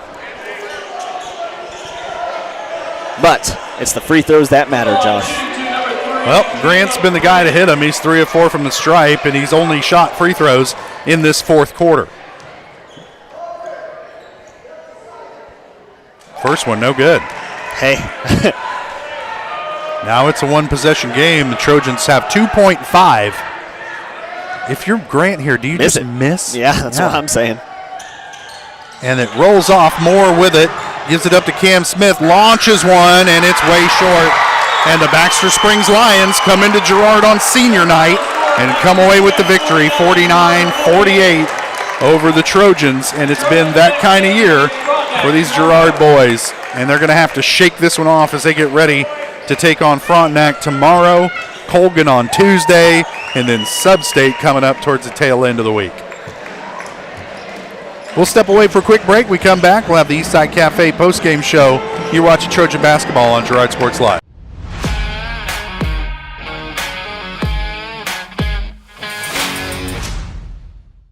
When it comes to your health care, you have a choice. Choose to stay local. Choose Girard Medical Center. For over 100 years, Girard Medical Center has been a part of the community, and they work every day to meet the health care needs of those they serve. With 6 locations in Southeast Kansas and an ever-expanding list of inpatient and outpatient services, you just don't have to travel anymore to get quality cutting-edge care, including many services you won't find elsewhere. Proud to serve Girard and the surrounding area. Learn more at girardmedicalcenter.com. Call's service is outstanding in their field, especially for those that are stuck, well, outstanding in their field. Call's carries a wide selection of farm, industrial, and heavy-duty tires, all from the best brands in the business. And they've got farm service trucks ready to go. Plus, Call's continues to be the place folks go for car and truck tires, repairs, oil changes, and so much more. If you're in the market for new tires in Southeast Kansas, make the right call to Call's Service, 620-724-4121. See more at callservicellc.com. More than just your neighborhood pharmacy, Mathis Drug is your hometown partner in health. With pharmacist Bria Scheibe and an experienced, highly trained staff, Mathis Drug is ready to serve you. And now, Mathis Drug offers comprehensive compounding, which is one of the few pharmacies in Southeast Kansas with this convenient on-site service. From medications to expert advice, call 620-261-9779. Mathis Drug Store, where community and care come together.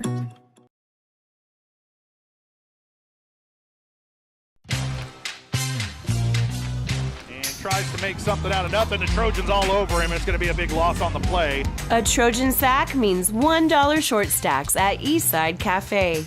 Kick off your day with a hearty breakfast or take that midday break at Eastside Cafe. And this fall, when the Trojans get a sack, you get $1 short stacks the next day. Eastside Cafe, a favorite of the 4 states winner. Go Trojans from Eastside Cafe.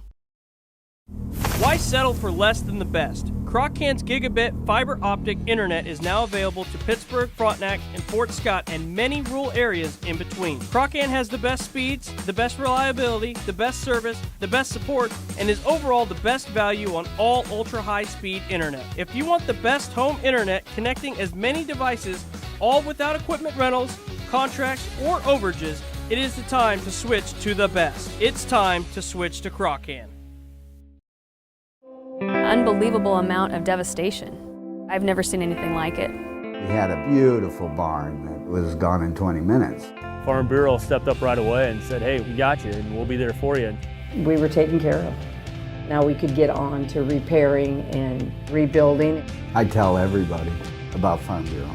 We're fortunate to say we have good coverage with good people doing it. Contact Judd, Lori, Lisa, or Amber in Girard for all your insurance needs.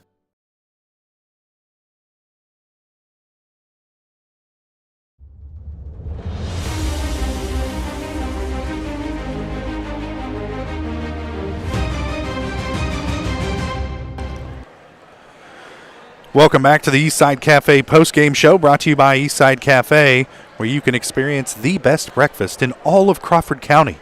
6 days a week at 120 South Ozark Street in Girard, proud supporters of Trojan Athletics. I suggest the Denver omelet myself.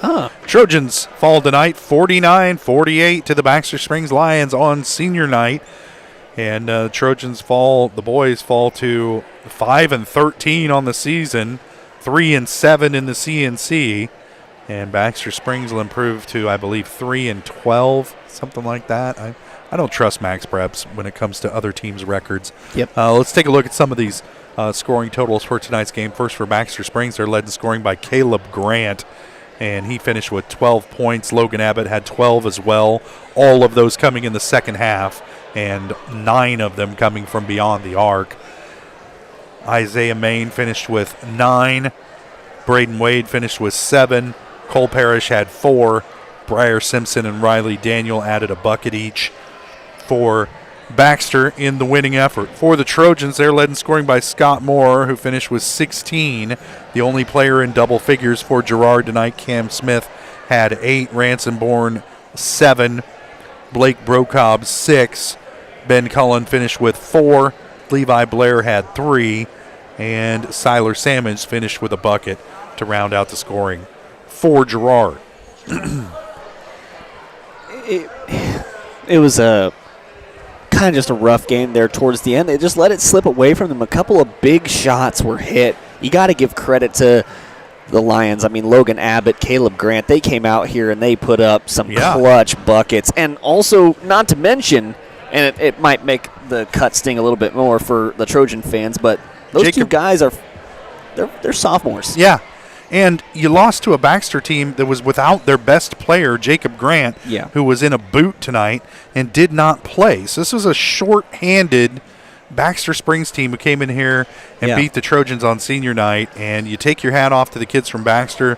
They came out with a winning attitude. They did not quit. Absolutely Even when not. they were down a couple points in this game, it looked like it was going to start to get away from them, and they battled back each time, largely behind some very timely outside shooting, which has been the killer for the Trojans this year.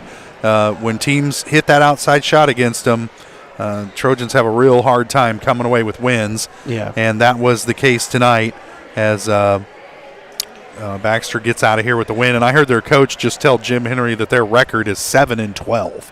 Oh. So we'll just run with that. If that's There what you he go. says, I'll go with it. Yeah. But Trojans back in action tomorrow. Yes. The girls will tip off at about 2:20 here at Ted R. Taylor against the Frontenac Raiders. The boys to follow at about 4 o'clock. Darryl will have the call for you on that one. And then back in action again, I believe, Tuesday night as we travel to Pittsburgh to take on Colgan to finish out the regular season. And then towards the end of the week, we'll fire up the sub-state tournament. And again, 16 teams in our sub-state this year. The first round is home and away. I think the first 2 rounds maybe are home and away. And then after that, they'll meet in Columbus for the semifinal and championship games of the sub-state tournament. And 2 teams will advance to the state tournament to Hutch out of the sub-state.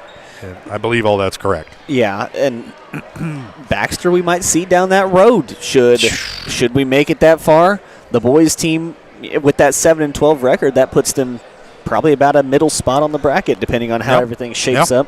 You got to give credit to that team. They're going to be dangerous in the future for the CNC because they came out tonight with an all sophomore and freshman starting lineup. So and they shot the ball very well. Lights out. Only committed 6 turnovers, or actually 7 turnovers in the whole game. Played very sound basketball. Just sound basketball, and the Trojans, the outside shooting has not been there for them all season long, and there were some times tonight where they were able to hit some outside shots, but a lot of it was in that second half when they were just trying to scratch their way back into the game. It was a shots of necessity, and able to get a couple of them to fall, but unable to get them to fall when it was an opportunity to put some distance between them and this Baxter team. They were never able to do it all night, and Baxter hung around, and came away with the 1-point win tonight.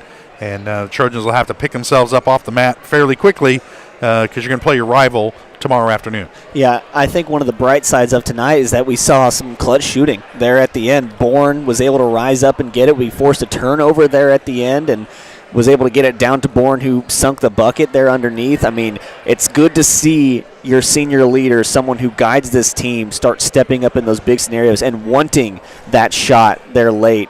I think it just didn't quite fall our way, and that's the unfortunate thing. Yep. And Coach Westcott's still in the locker room with his team. We might let him off the hook tonight for our post-game coach interview because we're going to talk to him tomorrow when the Trojans play the Frontenac Raiders. So maybe get him to talk a little bit about this one tonight after tomorrow's game. Also, Jim Henry from the Morning Sun sitting there waiting to talk to him as well. I guess we'll let the Dean of Southeast Kansas Sports Writers have the first go at him tonight. And we'll cut you guys loose. Have we played all of our post-game breaks? Yes, we have. Oh, my goodness. All right, well, I guess there's nothing left to do but put a bow on it from here in Girard. For Daryl McLeod, I'm Josh Lettner saying thanks for joining us. Trojan girls come away with a win in the opener, 53-12 over Baxter Springs. Trojan boys fall in a heartbreaker, 49-48 to Baxter Springs here on senior night. So for Daryl McLeod, I'm Josh Lettner saying thanks for joining us. You've been watching Trojan basketball on Girard Sports Live.